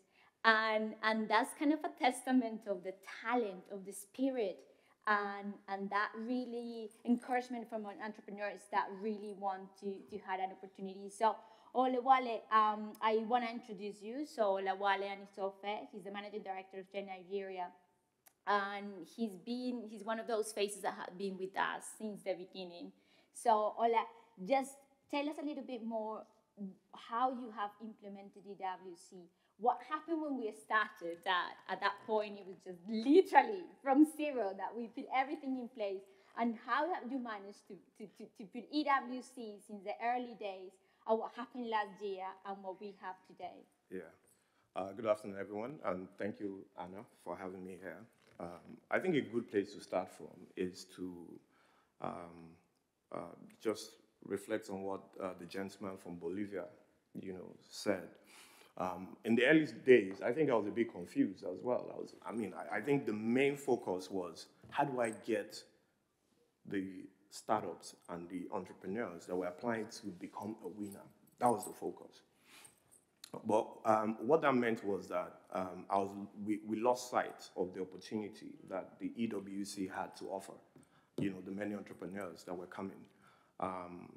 There are many resources, the accelerator program and all of that has become the process through which we get to the finalist. In the early days, I wasn't very clear. So one of the things I would say as well is it takes time. You need to fully understand, what the EWC is about and how to leverage it in your own country. During the last EWC run we had in Nigeria, we had more than 3,000 applications. And from 3,000 applications, one of the things that we then decided to do from the third year, I think, when we started running the EWC, was to have our own boot camp, which was an intensive boot camp for 100 of the best applicants. And that meant that we wanted to make the national finals a big deal nationally. And we wanted people to be aspiring to be part of that 100. And that for us was a strategy. Many people then, it wasn't just about going to Saudi and becoming part of that 100, but how do you become part of the 100 nationally? And how do we continue to build a community, an EWC community? Today, we have about 300-400 people that's gone through that boot camp, and we're still tracking their progress. Many of them have gone ahead, to benefit from so many other programs and funding opportunities, and we're keeping track of that. So the ultimate prize, in essence, is not them getting to the 100. If they get there, fantastic. But how do we use the EW or leverage the EWC as the beautiful bride for partnerships, sponsorships, and integrate it into other programs, which we're doing, especially at GEN. What we've done is to essentially connect EWC to the Global Entrepreneurship Week. And how have we done that? In Nigeria, we have a GW coordinator in every state. Nigeria has 36 states plus the Federal Capital Territory. And all of those 36 coordinators have their own ecosystems and communities. And they basically are the ones that rally around and get the brightest startups to be part of the EWC. And what that means is we're getting many talents and many, innovative ideas to be part of the EWC. And what we do is make the national finals actually what we have our own EWC National Summit, very similar to what we're doing here. We do that, and what we do is to bring together all of the coordinators to share their own experiences as well. So what we want to do is to continue to create those activities that continue to grow and benefit the EWC community, which we have grown nationally. All of the the top 10 finalists which we have, we showcase them on radio shows. We showcase them in different programs which we have. And we take this and put it everywhere in the newspaper and the media and all of that. And this has started to attract many sponsors to us and many people that are seeing that EWC has become a pipeline where they can then invest and also see some of the brightest startups that are coming out. So one of the things that we've also tried to do is to help our sponsors and partners to also understand what EWC is. Today, I'm here with a potential sponsor. I had to bring her here because I wanted them to see what EWC was about. So when we go back home, and I'm telling them, this is the amounts of money I need, they sort of understand it, right? And for us to run a boot camp for 100 people for 5 days, it's going to cost us a lot of money. And we also understand now that many of the people that are applying also understand that the boot camp gives them an opportunity to start to fine-tune their ideas and start to build their capacity. And that becomes something very enriching. And if they can get that, and even if they don't get to be the final 10, they would have had the opportunity to build their capacity. They would have had the opportunity to showcase, their innovation, and they can use that to go on to other programs and excel. So ultimately, we have used EWC as a platform to give a big opportunity to many, many young people that the ideas ordinarily would not see the light of day. And this is one of the things I really wanted to share today, that EWC should really, in your own country, should be used as a national strategy to truly, truly give a voice and opportunity to many people that are disadvantaged. Thank you. Amazing. Thank you, Ola, Wale. Thanks for sharing with us your experience, especially as I said, it takes time. It takes time to learn how to implement EWC in your country. It takes time to know what will be the best strategy for your country. So the purpose of this conversation is to get ideas of those ones who had implemented it already and to see what could work for you in the ecosystem that you have. So on that note, I want to invite Steve Chia. Steve, Managing Director of GEN Thailand. Steve, you also been one of the earlier phases, supporters of this initiative.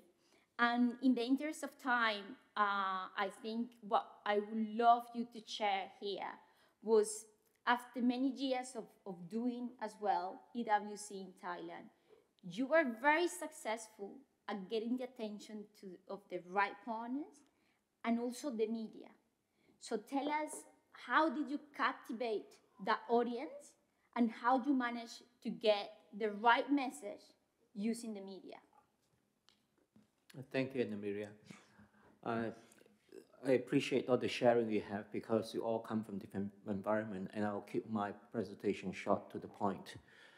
What we've done in Thailand is that we had to partner with different government agencies. Okay?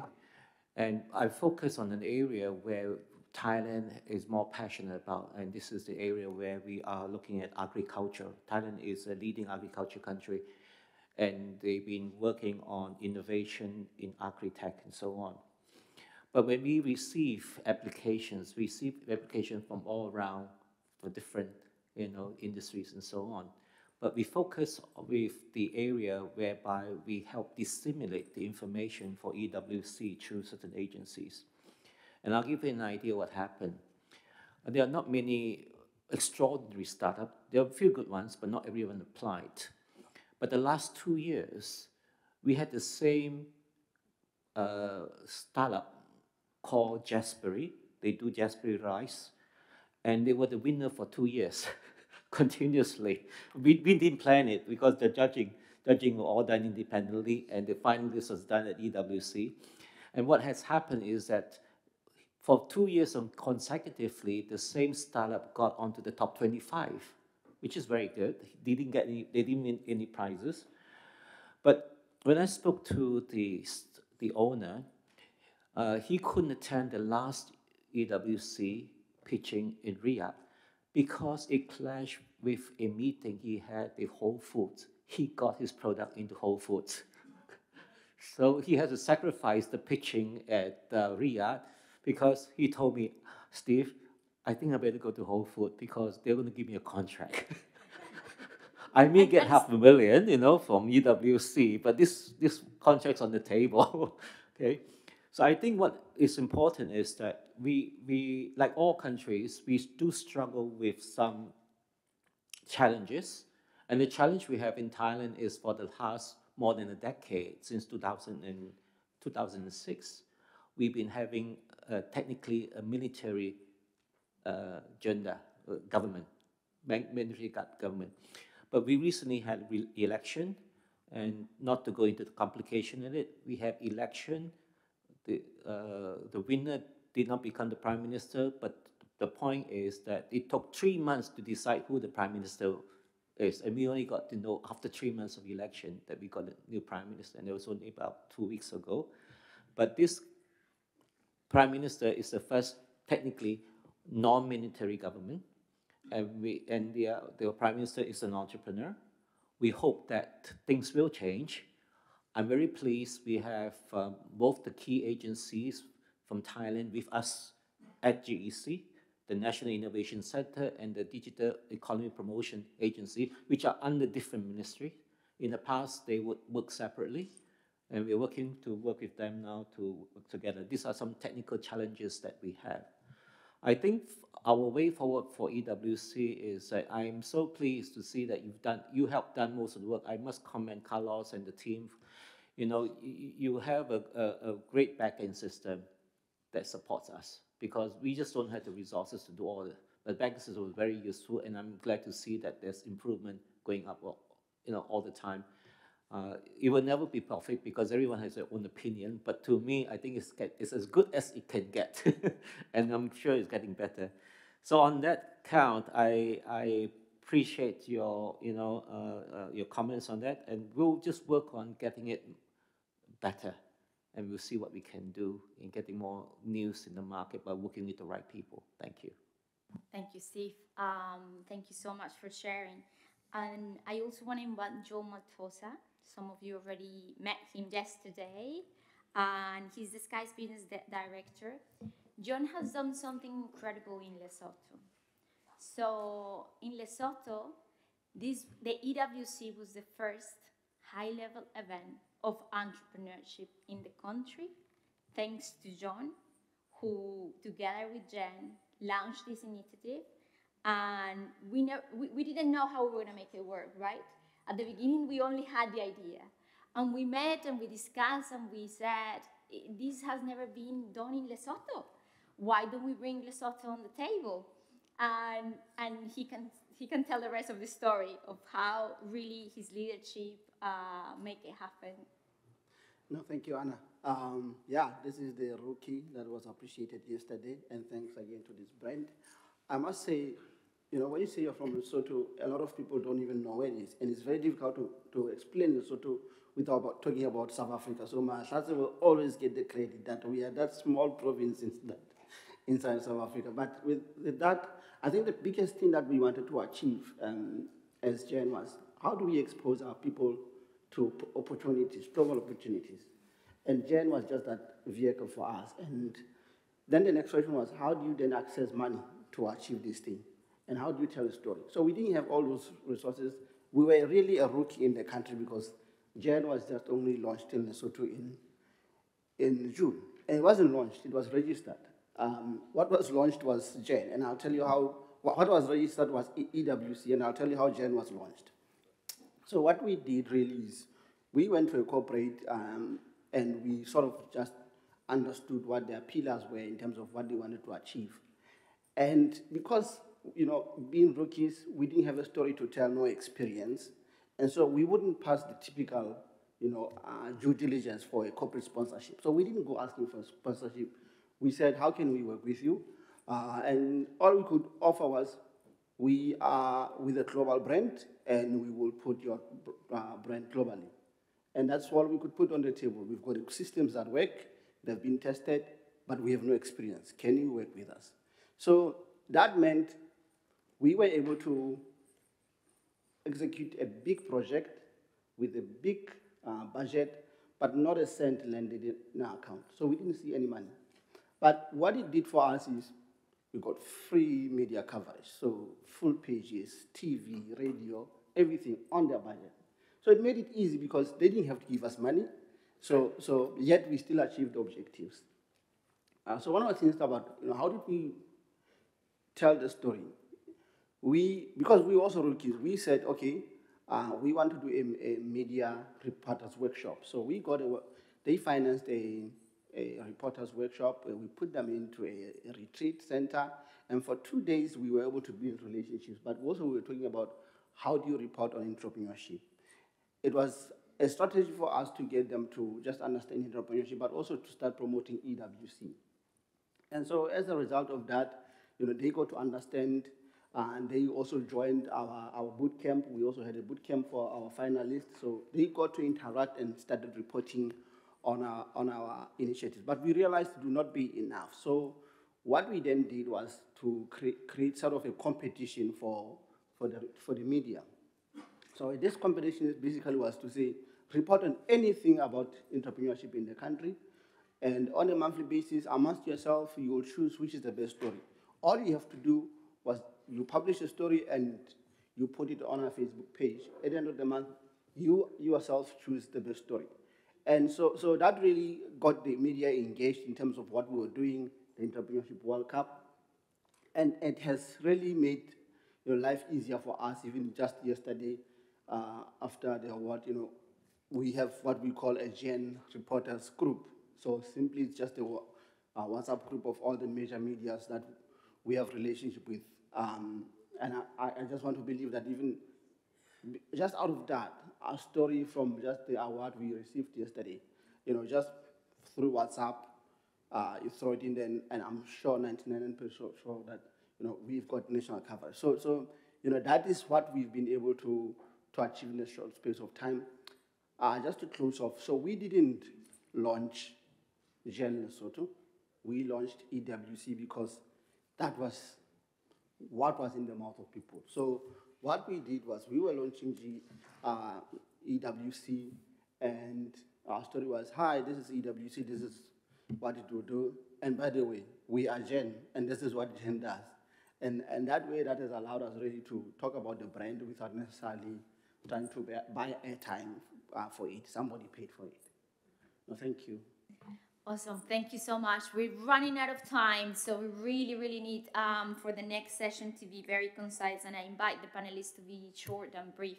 We can continue conversation at the Gen Village, and we really invite you then to, if you have to leave anything, to come to the official photo, which is going to be at the Gen Village for some of you that will be signing MOUs or just taking the picture with Jonathan Ormans. We're going to be at the Gen Village. But without further ado, I introduce again Carlos. He doesn't need any introduction for the last session of the program.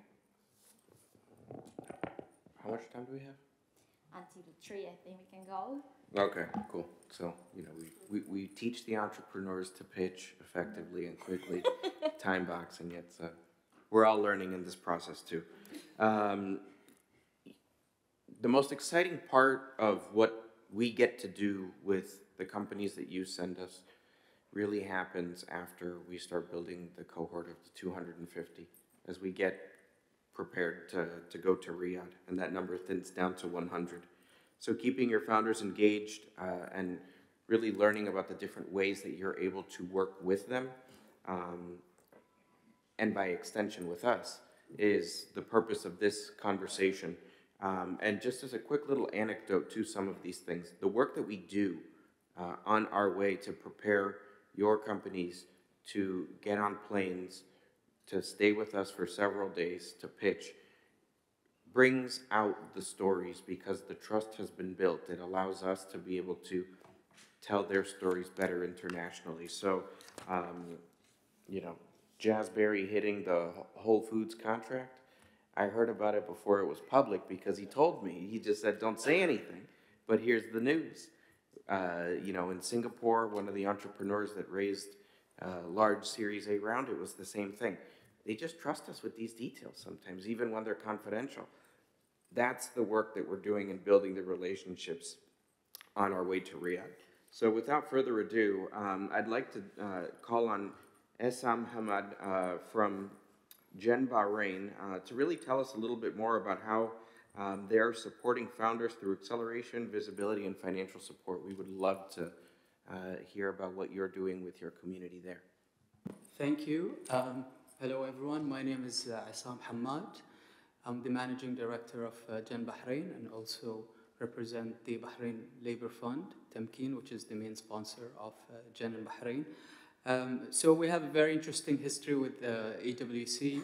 When we hosted GEC back in 2019, Gen Global shared with us the news that they wanted to basically introduce this new platform, EWC, and it was actually launched in Bahrain back then, and we are so happy to see it evolve to what it is today. And we're actually very fortunate to be right next door to the Kingdom of Saudi Arabia and to see that it's being incubated under Monsha'at, which is the main partner. We had a founder, the Trillion Tree Fund, win the early stage battle back in 2021. And Trillion Tree Fund is basically a company that has developed an AI platform that helps investors identify areas facing deforestation and other climate challenges. So it tells you that the founders in Bahrain come up with these concepts that address challenges and issues well beyond Bahrain's sort of jurisdiction.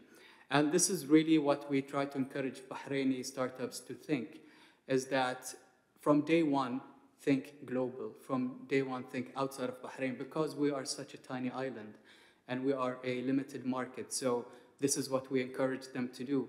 And the gentleman from Nigeria couldn't have said it better, that we need platforms such as EWC to put these founders on an international platform.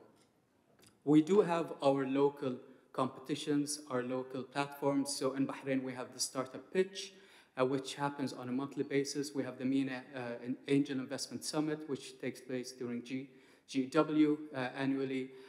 We have Biban, which is sort of our local version of Shark Tank.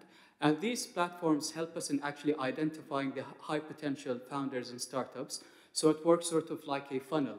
And these startups are basically identified as suitable participants in EWC. So we have been using EWC as more than just a competition, but it's actually an experience for local founders to see what it's like to compete on the international stage. And the acceleration part or program of the competition, the boot camps, have been extremely, extremely useful for our founders. And to us, it's quite important, or it's quite valuable, that we time EWC with GW, because during that time of year, there's this entrepreneurship buzz locally, and a lot of these aspiring founders get to listen to very inspiring panelists, talks, etc., that kind of stirs this motivation within them to go and actually take the leap to basically apply to be part of the EWC competition. Now, the application process is also very, we feel is very smart in terms of filtering out, the high potential businesses, and this is where we step in as Tamkeen, as Gen Bahrain, to really make the process seamless, and at the same time use it as a tool to help founders in Bahrain, for them to understand what it really takes to be on the stage of such an international platform. So this has been our experience, and we continue to be a direct partner with the EWC, and we can't wait to see what comes out of this year's edition. Thank you. Thank you so much, Essam. And I think, just a quick little anecdote before I hand it off to Jorge. Since it was the first of all of the national contests, that was launched, I got to work with each one of your entrepreneurs during the first round in perfecting that pitch. So even to this day, those Bahraini entrepreneurs, I still remember all their names. So if you see Latifa or Amal or Al-Bara, please let them know that I'm thinking about them. And they have very fond memories of EWC, and till today they actually are very thankful to that experience they went through. Yeah, and Bahrain's this small, so everyone knows everyone, and we have direct interaction with these founders almost on a daily basis. Small, but with a big heart. Yeah. So let's move on here to Jorge Lawson from Córdoba, Argentina. I guess we could call him judge, mentor, ecosystem builder extraordinaire. He's very near and dear to the EWC community as well, because he's also been with us since the first iteration. I remember seeing him in Riyadh judging at our first global finals. Jorge, can you tell us a little bit more about how you've been working with the alumni community as well in helping to support, some of the entrepreneurs that are moving through this process? Argentina, the country of the championship of the world, the soccer. And they are a team. And we are a team too. The team is the most important tool that we can have to develop anything. And in all the team, there are leaders. But the leader is not the boss. The leader is who make that all feel that they are important. We are a global leader. It's Ana Maria. He's not the boss. He's our friend. He's ever when we need the leader. And I learned that it's important in a team to make objectives, to define a strategy. If you allow me, I will relate my experience in Argentina. The first EWC in my country, we were only one sponsor, only one partner. And we thought, what can we do to have more partners? And define a plan and strategy. For example, we developed one communication mission for each audience, because we don't have only one audience. We have entrepreneurs, and we define why communicate to the entrepreneurs. You will be part of the international global competence. The juries, you can judge the championship of the world. Imagine, it's important.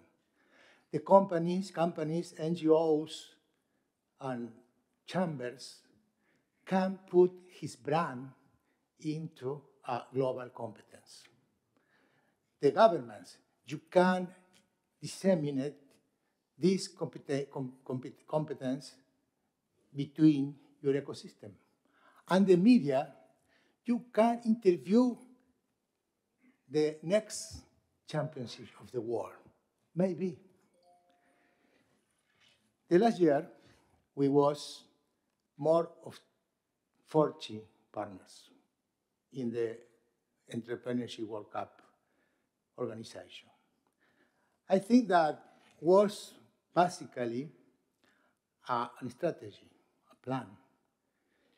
If all of leaders of each country understand that we have a very important tool to disseminate the GEM brand too, because the EWC is a magnificent tool for that objective. But it's important too that we understand what is our work and what is our purpose. Our work is to develop in each country, organize the Entrepreneurship World Cup.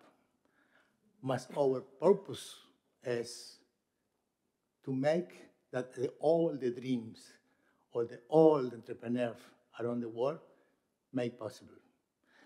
I am excited to be part of this team. And I think that in the future, I like to be participant. I like to be making the dreams of the all entrepreneurs. One topic more. I am talking with Carlos the last 2 weeks about a new platform. And normally the human person, when with the new, is be careful because it's new, I don't know, will be good or not will be good. I think that the world is changing all the times. And we need change too. Fundamentally, if the purpose is a tool, innovative, that may be a very good tool for the future. I invite you that we continue making the future the many entrepreneurs around the world. Thank you so much. Thank you, Jorge.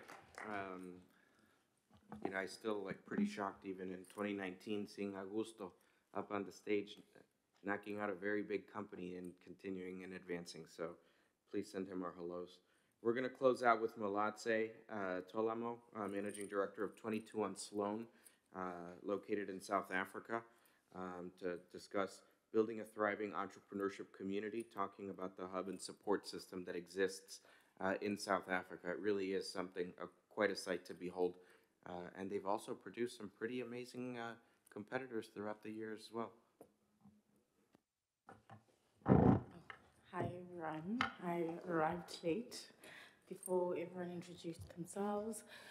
So I started hosting EWC in 2019, and I think, like what Wale said, I don't even understand the concept or the impact that the platform could have. So the first year of hosting EWC, we used to host a series of webinars leading up to the official event, and then that's when I got to partner with other JNMDs such as himself, J Nigeria, and Jaron also was one of the people that I worked closely with. So that's where I got to understand actually the impact that this platform could have in terms of also opening markets for our entrepreneurs. So unfortunately, one of the things that's been a bit difficult on my end is getting financial partners, However, instead I looked at the platform of how do we leverage this platform to make it impact driven so that founders can continue with the relationships that they already have with opportunities that are within the platform. So that's when we then, on the second year, we created a mentorship program, leading up to the finals alongside the different webinars. So what we do is find mentors that are aligned with the industries that our top 10 or top 15 finalists would be in, pair them with those industry leaders so that we ensure that post the event, even if they don't win, they maintain those relationships. And then what we've seen is that they all were invited to a pitching event, an ecosystem event, which was held by the World Bank and the Department of Science and Innovation, where our top 10 finalists got an opportunity to pitch. And one of our top 10 finalists also managed to win an award there, and they continued those relationships. So I think for me, it's not even about finding financial sponsors. It's about finding partners that believe in impact and people that can be resources to those founders, because a lot of the times we fixate on finding people that can give these people money, or and what essentially some founders need is just that someone who could open doors for them. So for me, this platform has been a opportunity for me to open markets for these startups so that they can continue with those relationships, and then you see success. One of the founders that won our EWC pitching competition, Iftaka, he was here last year. He's part of the Starters Club. He managed to raise 1.2 million USD founding round, and it was published on Venture Burn and all the other tech startup platforms. And through such platforms, this is where he actually made those relationships during GEC last year. So it's finding people that can leverage any opportunity and running with it. We don't have to give them money. It's just facilitating those introductions, and then they just run with it. So yeah, I think for me, what I could just advise is just, if you can't get sponsors or funders, look at the impact side of it and use the low-hanging fruits and opportunities that you have within your communities. And then, yeah, thank you. Thank you so much. I think one of the big things, just as we start wrapping this up, specifically like in the case of South Africa, there's so many things that are happening over at 22 on Sloan. And when they sent their companies over, Iftikhar, we've invited him to Miami for sales mission work. I've seen him in Dubai pitching at Arab Health. There's a lot of things that these entrepreneurs continue to do well after the EWC, and our team is here to be able to help them wherever it is that they want to go, way after the competition closes. So thank you so much, everybody, and I'm just going to hand it off to Anna Maria to wrap everything. I didn't mean to do that. Well, we need to wrap up, but before you go, we have a few announcements. We have Eileen that I really wanted to introduce her. She's based out of Shanghai. No, don't go. You have to stay for the picture. Okay, good. And Eileen from Step Holding, she's going to introduce herself just so you know, whoever is interested. For those scale-ups interested in markets in China, she's in Shanghai, so please do contact her. She's just right there. And because we're running out of time, but we're inviting everyone to go to the Gem Village to continue this conversation. Had a great picture there, so that's what we're going to do. And last but not least, so I do want to invite everyone here to come and join us for the official picture. We're closing. I know you're all looking at us that we need to really leave now. But that will be the end of the session, and also just to announce that this will be my last GEC at Gen, and it's been absolute pleasure to be with all of you. I do want to have a conversation with you after this, but of course we just need to wrap it up now. Thank you for joining today. Thank you so much, and let's try to get everyone here a picture.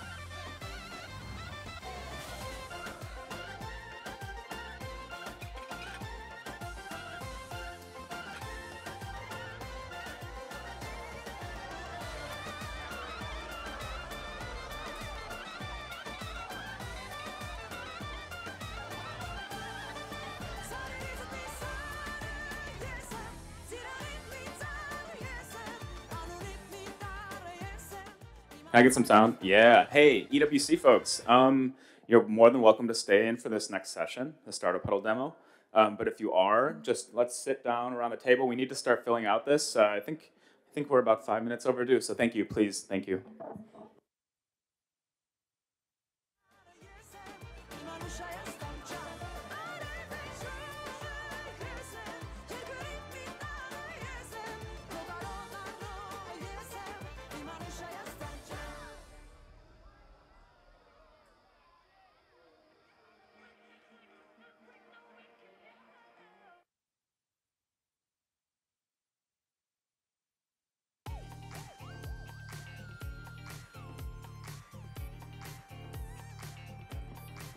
If everybody that's here for the Startup Huddle demo wouldn't mind coming and sitting in a chair near a microphone, we'd really appreciate that.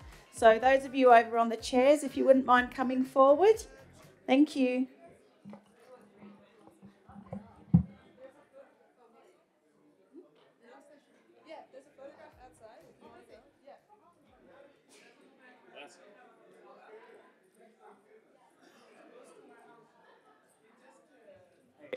Everyone in the audience, come sit around the table. This is perfect. If you're sitting out there, don't sit out there.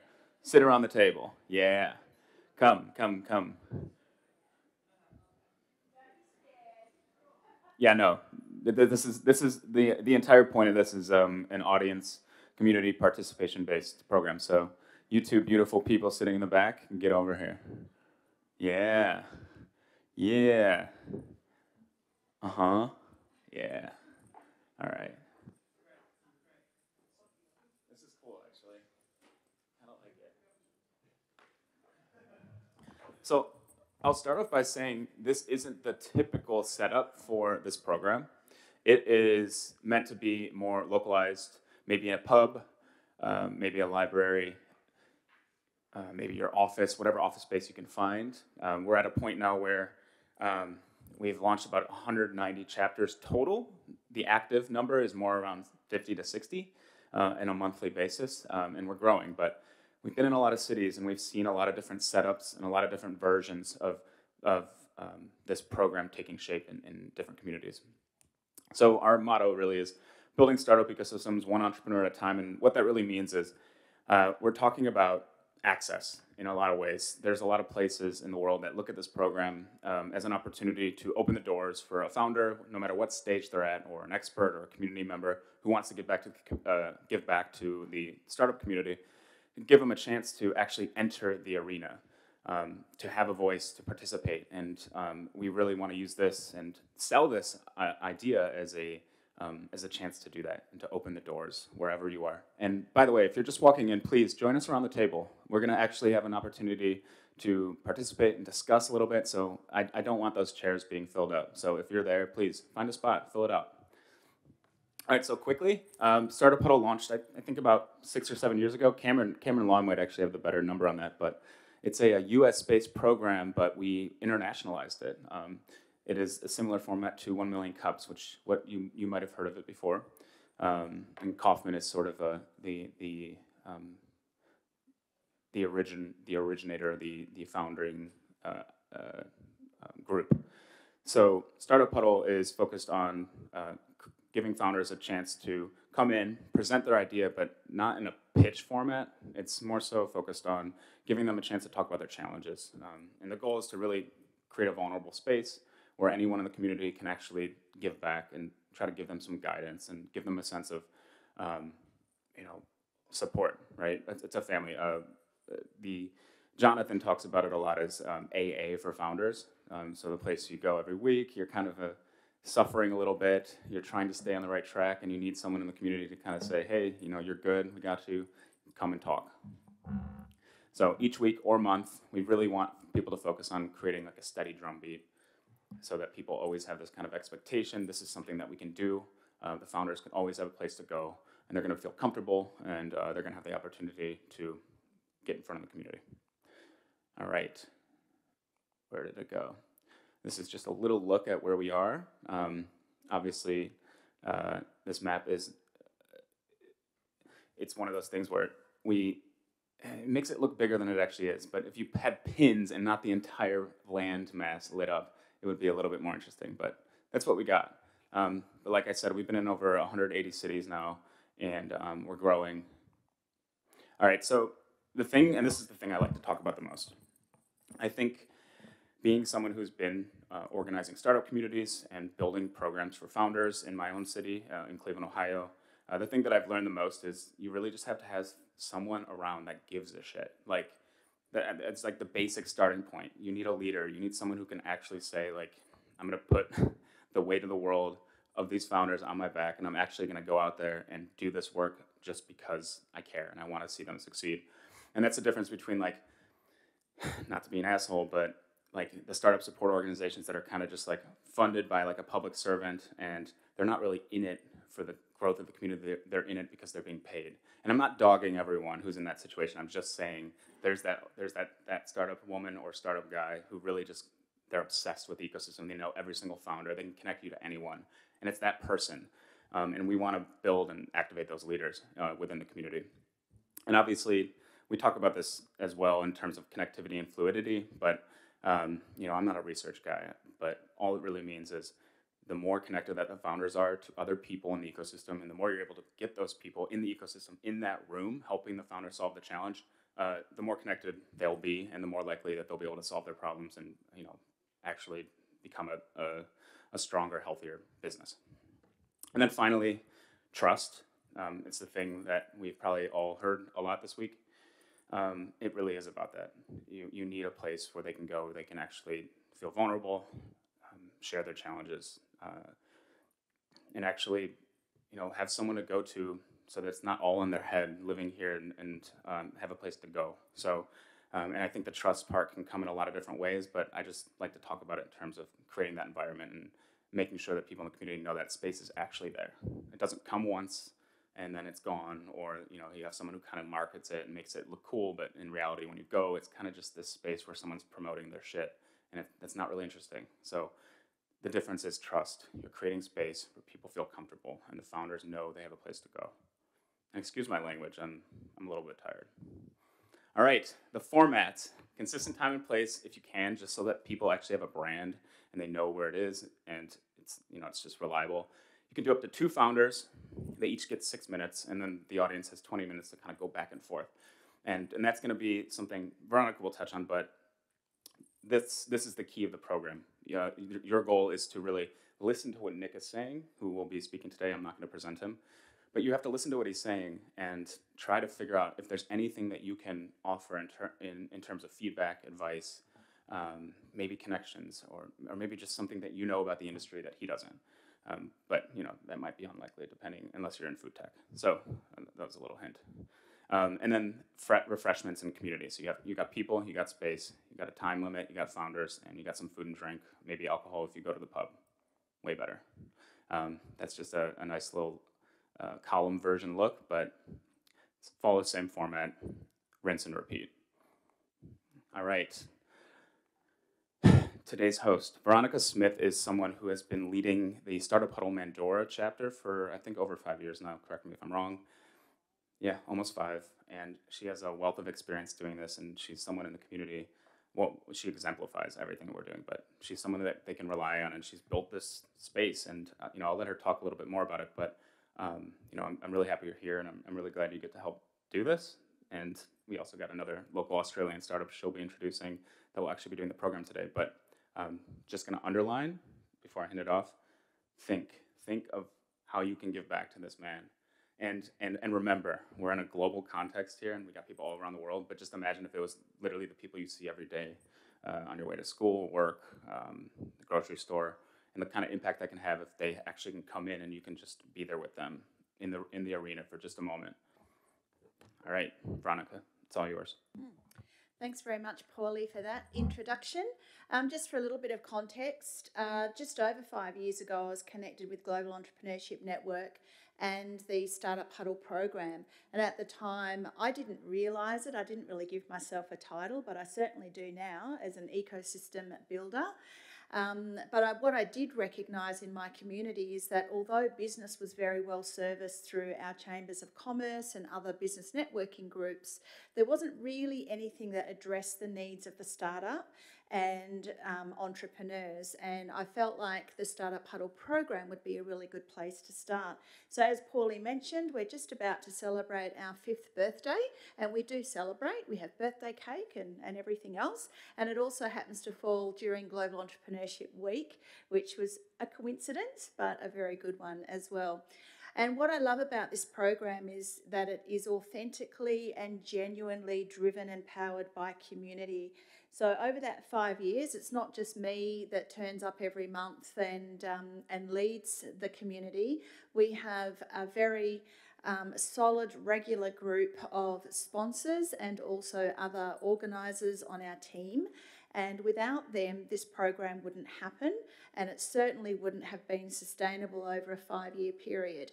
But today we're here to give a demonstration, and although this is a little bit of a different type of environment, our environments are usually a little bit more intimate, it hopefully will give you a bit of an appreciation for what the focus is of the program and how we can best support our startups. So today we have our startup presenter, who I will introduce, and then we'll go into the program.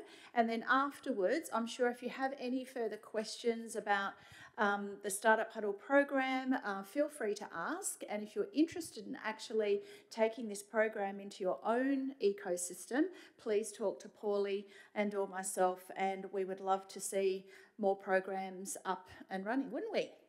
Absolutely. Makes your job a bit harder, but yeah, that's why we're all here. That's why I'm here. And I'm definitely on a mission to establish more in Australia. So Nick Stamateo is an Australian entrepreneur and the visionary founder of Whole, a revolutionary food tech company based in Australia. With a background in engineering, Nick combines technological innovation with sustainable practices to reshape the food industry. His contributions to the field have not gone unnoticed. In 2022, he was a semi-finalist in the Entrepreneurship World Cup and was a nominee at last night's Compass Awards. So, Nick, over to you. Please tell us about your startup journey, the story of your startup, and hopefully at the end, we're going to ask you how we can help you as a community. Yeah, great. Thanks, Veronica, and happy birthday to Paulie. We'll get a drink later. But so Startup Huddle, as I understand it, it's really about the journey. So I'll take you through a bit of my journey, not back to the beginning, but the important parts. So I graduated the first time with a degree in software and electrical engineering and commerce, and it was just before the dot-com bust, and so we all had these amazing jobs, high-paying jobs, and the bust hit, and then we suddenly didn't have those jobs anymore. So a pivot, as they call it, in a career sense, but sort of led me to explore other things, and what it led me down was sort of a non-traditional path for an engineer, which was intellectual property. So I ended up becoming a patent attorney initially. And at the same time, I was studying a law degree just to punish myself. But so I really got a flavor for intellectual property in the legal field. But importantly for me, it was having that connection back to technology, which I knew I loved. So as a patent attorney, I was constantly exposed to technology and a variety of different tech, which was fulfilling. But after I qualified, did a bit of work in that space, I decided to test out my law degree. So I ended up doing litigation, and I did a huge amount of IP litigation in pharmaceuticals, and then big tech. Did Apple and Samsung litigation for about 4 years. And again, I'd learnt and had my fill of that and decided I want to do something a bit more commercial. I mean, you end up in litigation when things have gone wrong, so I wanted to see if we could get on the front side of that and make sure it never happened in the first place. But so I was in Melbourne at that time, working here, and I found my way back in Perth via Singapore, and did a few different legal jobs. But then I pitched a new offering into Deloitte, so going into the consulting world, which I'd never had any exposure to in the past, but I sort of naively decided I was going to pitch an IP strategy and commercialization offering into Deloitte, and took about a year to get across the line and 13 or something interviews, but finally took it on board, and I grew that out into an offering across Asia Pac. And again, a great experience. I learned a lot. I learned that I never want to be in a consulting firm again, but I did. I learned a huge amount of things that I didn't know. I learned a huge amount about tax and transfer pricing, and then the finer details of M&A.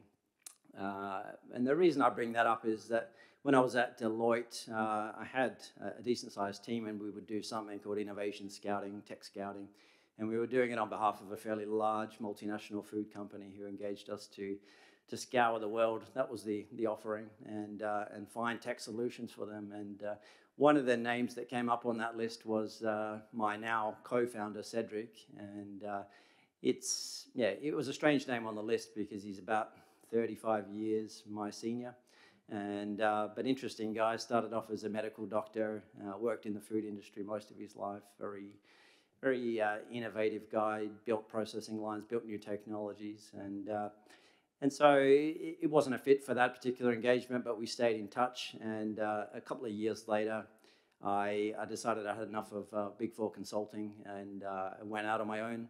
Set up an IP advisory business based out of Seattle, and we still have an office over there actually, but the offering was really much more around IP commercialization, and we were servicing big groups out of Seattle like Boeing and AT&T, T-Mobile, even Microsoft. And that was great. We did some really amazing things, built a whole open innovation platform for Boeing, and found an interesting way to take IP and tech cross-industry by using a licensing model. So that was great. But something in the back of my head kept reminding me about this guy, Cedric. And I got back in touch with him, and he said, what would you say if we could explode food, eliminate waste, and make it more nutritious? And I thought, okay, this guy's forgot to take his meds. But after a few discussions, he was onto something. And to explain the background of that, I mean, the food industry for the last 200 years is operating in a very strange way. I mean, you take these raw inputs, and you give them to an ingredient manufacturer who splits them out into all these very specialized ingredients. You have proteins, you've got starches, you've got fibers, and here's where the inefficiency is. They pass that on to a food manufacturer who takes them all and recombines them together to make the recipes for the food we like to eat. So at that level, it made sense. What he was talking about was that can we use the whole of the ingredient, because all the science is there to support that it's much better for us in terms of our health and wellness if we eat whole ingredients. Can we use that instead? And it's massively more efficient, cuts down on waste, but it's also better for the end consumer too. So as an idea, it sounded great, but it's been probably a 5-year journey now to get it to where it is today. And a lot of that has been engineering, I would say. So I'm a software guy, and I've been involved in a whole bunch of ventures in the past. And software is light speed compared to hardware, and so I've had to slow myself down a lot for that. But when you're dealing with a thing that we've developed, and there's a lot of things that can go wrong. Software can't really blow up the way a machine can under huge amounts of pressure. So it's definitely a different approach, and we've been on that journey to make it work initially, to make it scalable, to make it safe, and then to produce something that consumers want to buy. And even that journey's been a difficult one because it is a disruptive technology where we're trying to change the way that food manufacturing has been occurring for the last, say, 200 years easily. So we're trying to say, stop what you're doing and do it in this new way because it's going to be better for the end consumer, and it's going to reduce waste. And the waste angle does open doors. But you're asking them to trial an untested technology, and we often get asked who are competitors in the space, and they're monsters. They're enormous companies. They're on the equipment side. There's groups like GEA, there's Bueller, and these are multi-billion-dollar companies. And on the ingredient side, it's Kerry and Nestle and Mondelez, and so you don't see a lot of innovative technology and disruption in the food industry. And so breaking into it has been tricky. It's been slow, and I guess we can segue into some of the challenges that we've faced, and probably the main one is that we've got this great technology, and on paper it looks fantastic. But how do you get a large food manufacturer or ingredient manufacturer to start using it? Because we're talking about it's not a subscription model like software. You're not paying $30 a month. It's a multi-million-dollar transaction, sophisticated purchase with trailing royalties. So how do you get a food company to to develop the risk appetite to trial that?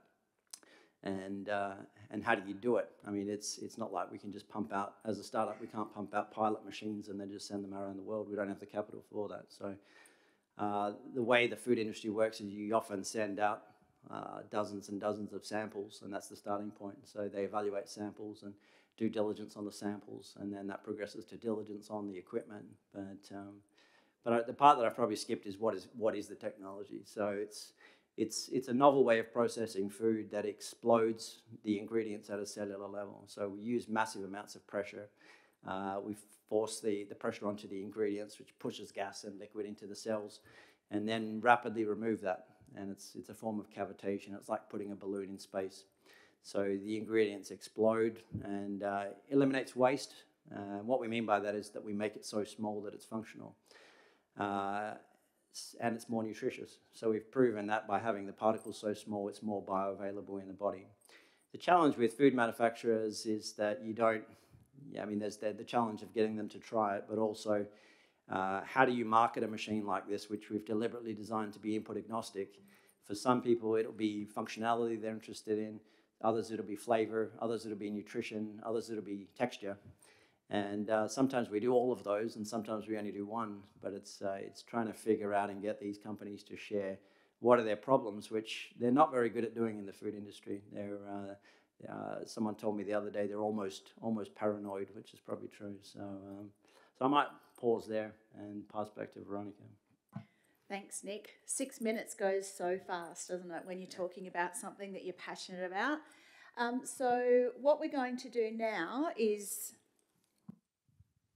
switch microphones, because this is where you get to have a little part to play, actually a big part to play. The audience or the community at a Startup Huddle event is a really, really critical part of the whole program.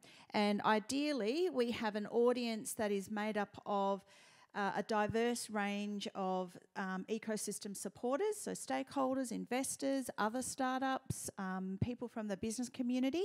And of course, I would usually talk to the presenter beforehand and get a bit of an appreciation for who they might want in the audience, and then my job would be to try and facilitate having those people there. But Nick, very important question that we ask is, how can this community best help you in terms of what your next steps might be?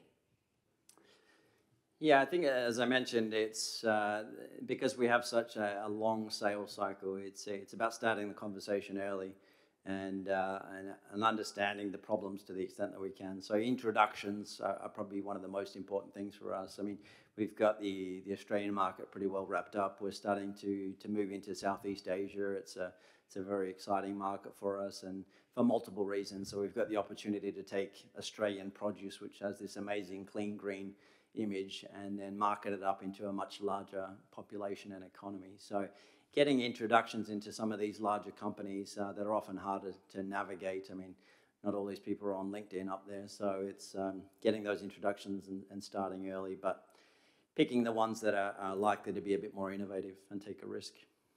Fantastic. And often the more specific the presenter can be about who they'd like to be connected with, the more likely they are to get those connections. But what we're going to do is throw it open to you, the audience now, for any questions that you may have, any feedback that you'd like to give Nick, or any ways that you might be able to connect him with who he'd like to be connected. So have you got access to a microphone there? Yeah. Okay. Ask a question. Oops.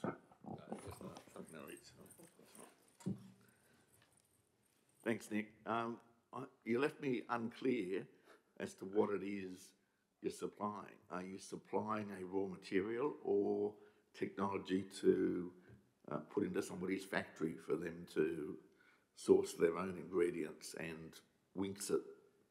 Yeah, well, that was part of the journey as well, figuring that question out. And what we've landed on is that we're a tech company and we license the technology. So we put it into a food or ingredient manufacturer's operation, and they use it and they pay us a royalty based on either throughput or a percentage of revenues. But that's how we've structured it. But what we find is we do get pulled further down the chain than we would like, because we have to actually prove that it will work for that application. So even down to the new product development level, we get pulled into it. Yeah. You did advert to it, but as you mentioned, nutritionists say the whole grain is important for roughage and all the rest of it. How do you preserve the benefits of the whole grain once you've obliterated it? Yeah, I mean, it's a funny one, because people talk about eating whole foods, and when we started the company, it was definitely about eating the whole thing. The reality is, though, I mean, the analogy I use is you eat a seed, for example, particularly the tougher ones. You eat it and it'll pass out the other end, and you'll get virtually no benefit from it unless it's broken down. So whole started as eating the whole of the ingredient, but what it's become transformed into is making us whole. So a seed like that, we explode at a cellular level and release everything that's bound up within the seed, within the cell walls, and make it more bioavailable. So we've proven now in animal studies that by processing ingredients and by virtue of the particle size and some of the pre-digestion of the proteins, that we can make ingredients much more bioavailable. So there's no degradation of the nutrition. Yeah. Thanks for your question. Just one more question here. What I couldn't understand at this stage is how do you make your business be aware? And actually, I'm not sure exactly who are your customers. Are they manufacturers? Yeah, so we've figured out that we can do these licensing deals at two levels. One is at the ingredient level, and we've structured a deal recently with Kerry Ingredients, so one of the biggest players in the world. So a deal at that level is still licensing, but they use our technology to produce an ingredient. And commercially, we're very focused on the dairy alternative side at the moment. So we're doing a lot in oats. So they will use our technology to produce a functional oat concentrate, and then they will sell that on to food manufacturers. But the other layer of what we do is to do deals directly with food manufacturers. So an alternative dairy producer, they can use our technology in their facility in much the same way, but they're producing an end product, a milk, instead of a concentrate. But both models are licensing models. Thank you. Thank you very much. Any other questions over here? Hi, Nick. My name's Rose Flynn. I'm from the University of Tasmania. We've probably got some connections that could help you out within the university, both within food technology, but also, and this is a bit random, but we have maritime cavitation technologists. Maybe something from a completely different industry might be quite complementary. But my background is in food manufacturing with Mars and Mondelez. So if you'd like an introduction to a R&D director within one of those, I could also help you out there. Yeah, no, I'd love that. It's we have some engagement with Roger at University of Tasmania, I think, and he's working on a couple of projects up in Darwin as well. Yep. Yeah. Great. Yeah, I think part of the issue that we have is like many startups, is focus. So one of the parts that I missed out in that journey is that prior to 2022, we probably did 400 experiments on different applications, and the problem was that they all worked. There wasn't anything we encountered that we couldn't process. So then it was figuring out, well, if we keep going like this, we're never going to achieve anything. We're just going to be an experiment company. So then we had to get into this uncomfortable focus of picking one or two of them, and what we landed on was oats, and that's proven to be really successful in terms of our ability to process, but also in terms of market trends and growth in that space. But it was really hard, and it continues to be hard because the tech can do all sorts of things. We've got cosmetics applications. I'm going up to Japan, sponsored by Shiseido next month, and they want to talk to us about nutrition in space and these long haul journeys and how you can feed astronauts through their skin. And So there's all these sorts of things, and there's these shiny balls, and part of the challenge to the audience is to help us with some guidance about how we manage all that, or do we just ignore it for now and stay focused on what we know we're good at. The constant dilemma of the entrepreneur. Yeah. All the bright, shiny objects. Over here. Hello, thank you very much, Nick. I observed the fact that you said in your opening remarks that you started as a software engineer in the dot-com years and lost that. I started as a VC in the dot-com years, and looking at you and looking at me, I'm convinced the technology must be working and must be healthier, because you definitely don't look my age, so I'm quite depressed by that. But you went through pretty much your entire presentation without mentioning any numbers. And so from a startup point of view, can you give me any sense of the size of the market you think you've got? You said you're doing well enough in Australia, you've got that cornered and you're moving to the rest of Asia Pac. Great, but what does that mean? Number of customers, ARPU, do you need to raise money? Is it all self-funding? Where are we actually at commercially? All right, no, thanks. I'll start with the last question first. Then, yeah, we've raised probably about $2.5 million to date. We did our most recent round, the seed round. US or Aussie? Aussie, yeah. So in the most recent round, we took money from Artesian, one of the VCs, and the Grains Research Development Corporation, which was really the group that we were chasing to have that connection back to the farms. So they're a cornerstone investor for us. We've probably got 12 to 18 months of runway, and then we'll start to look at our next round, and but probably with a much more strong focus on the Southeast Asian market, but in terms of commercial activities, but also capital raising as well. So in terms of numbers, I mean, I can talk about the dairy alternative space. I mean, oats is trending massively. I mean, soy and almond have pretty much plateaued, if not starting to decline, and that's for a variety of reasons. I mean, any of your nuts for sustainability reasons. Soy has still got this stigma of GMO, whether you believe it or not. But it's oats has got a sort of a better profile. It's got a better taste. People like it because you can make it sweet without adding sugar. So that's a real focus for us. In terms of why our tech is special in that space, it's for a number of reasons. So we eliminate waste. So immediately you're talking about an increase in yield of sort of 10-15% by retaining the whole of the oat in the mix, and you also get the health benefits of that. So the good fiber, the beta-glucans in the oats is the thing that reduces cholesterol. So now we're offering food manufacturers label claims that they can make on their products. In terms of energy efficiency, it depends on what you're processing, but we're at least, say, 40% more energy efficient because of the way that we're processing. We're stripping out other elements of CapEx as well that you would normally need. So by bursting the cells of the ingredients. So we do that for the ingredient, but it also has the same effect on bacteria and spores. So we're sterilizing at the same time. So you end up with a shelf-stable product. Because you're not filtering it, you don't have the cost of a decanter anymore, so things like that. And then I guess the part that we're proving out now is the bioavailability. And so the animal trials that we've done on pigs, very different project, but we're using potato peel, very, very large waste product. We process that, we feed it to pigs, and they grow about 7 or 8% faster. And it's not that there's anything particularly special in potato peel, it's just the bioavailability is much, much higher. So a monogastric, like a pig, can absorb it much faster. So that's a few numbers. In terms of the customers, I mean, our approach is definitely account-based marketing.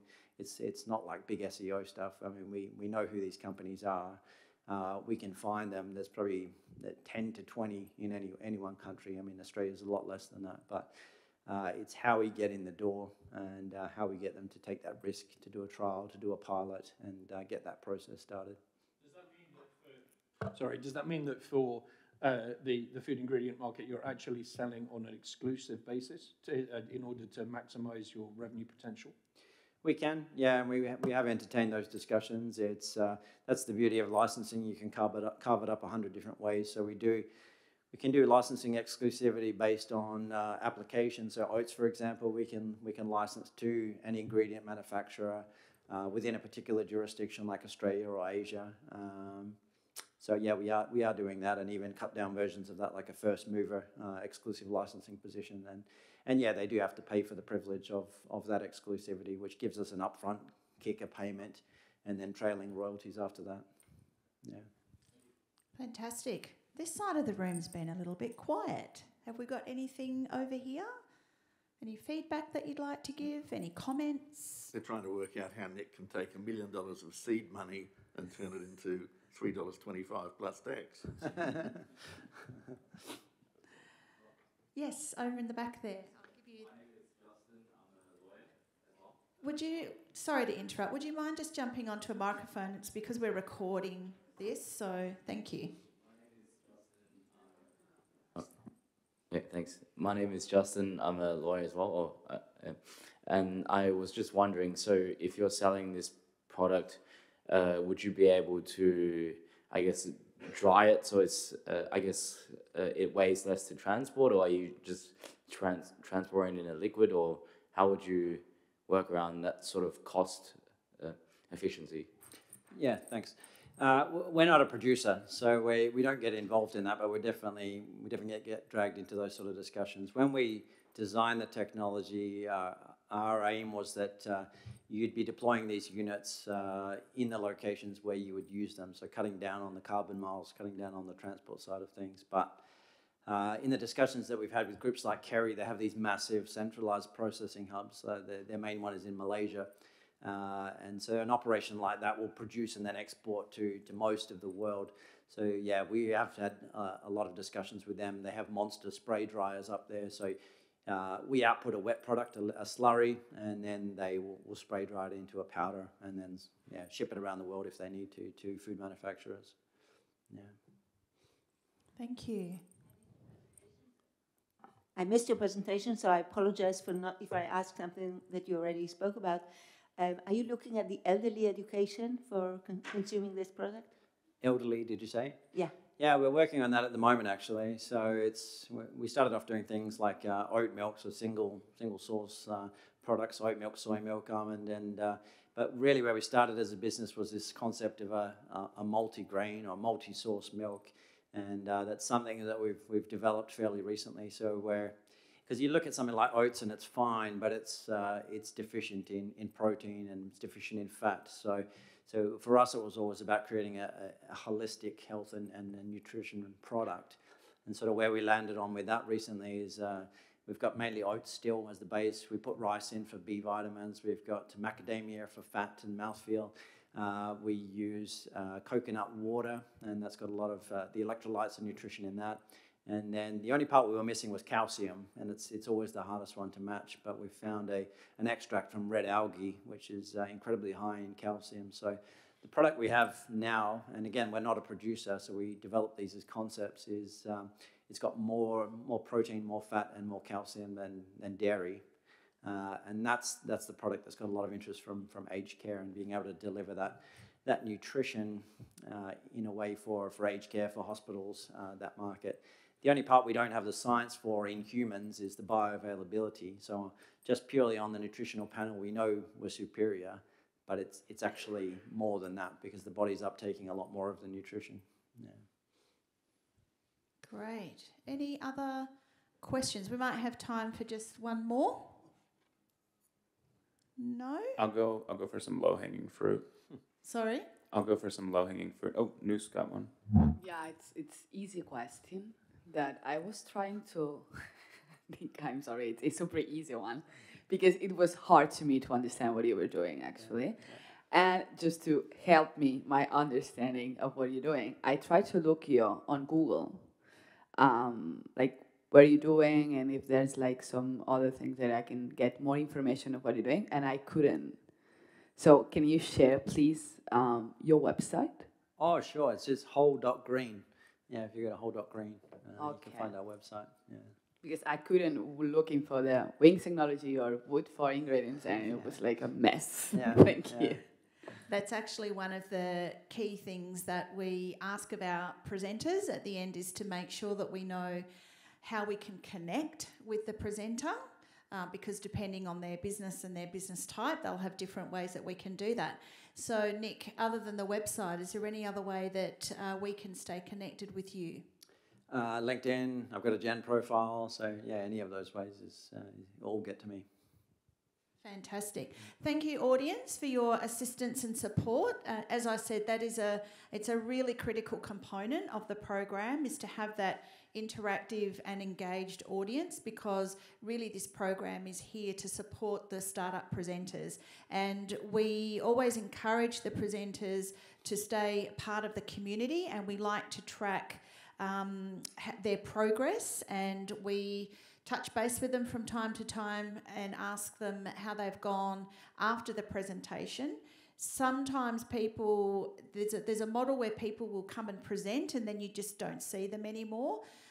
Startup Huddle is not really about that. It's really about sort of embracing the presenters so that they become a part of the community, they become a part of that Startup Huddle family, and we keep in touch with them and track their progress. And we found that was really important over that period of COVID as well, where we weren't able to have face-to-face meetups, but we were checking in with our community very regularly to make sure that everyone was okay. And then as soon as we could have our face-to-face meetups again, we went back to our original format. So thanks very much, Nick. That was really, really insightful. We've learned a lot more about your startup and a lot more about how we can help you, and we hope to stay in touch with you. So at this point in the program, is that okay, Paulie, if I just sort of talk through what we would do next? So I was at the session earlier today that was around how important it is to convene and have conferences and things like that. And based on what I learnt there, I would put the Startup Huddle program is really like a grassroots type program that happens in the community. And one of the key factors of that was around the networking. Even things like apparently sharing food and eating food with your hands is a really important part of developing that sense of community and being a part of something. So we always do that at our startup huddles. We would finish off with the presenter and a couple of other announcements, and then we would go into a time of networking, and it also gives the opportunity for the audience to reconnect with the presenter, ask more questions, and offer more support. So that's pretty much how it goes.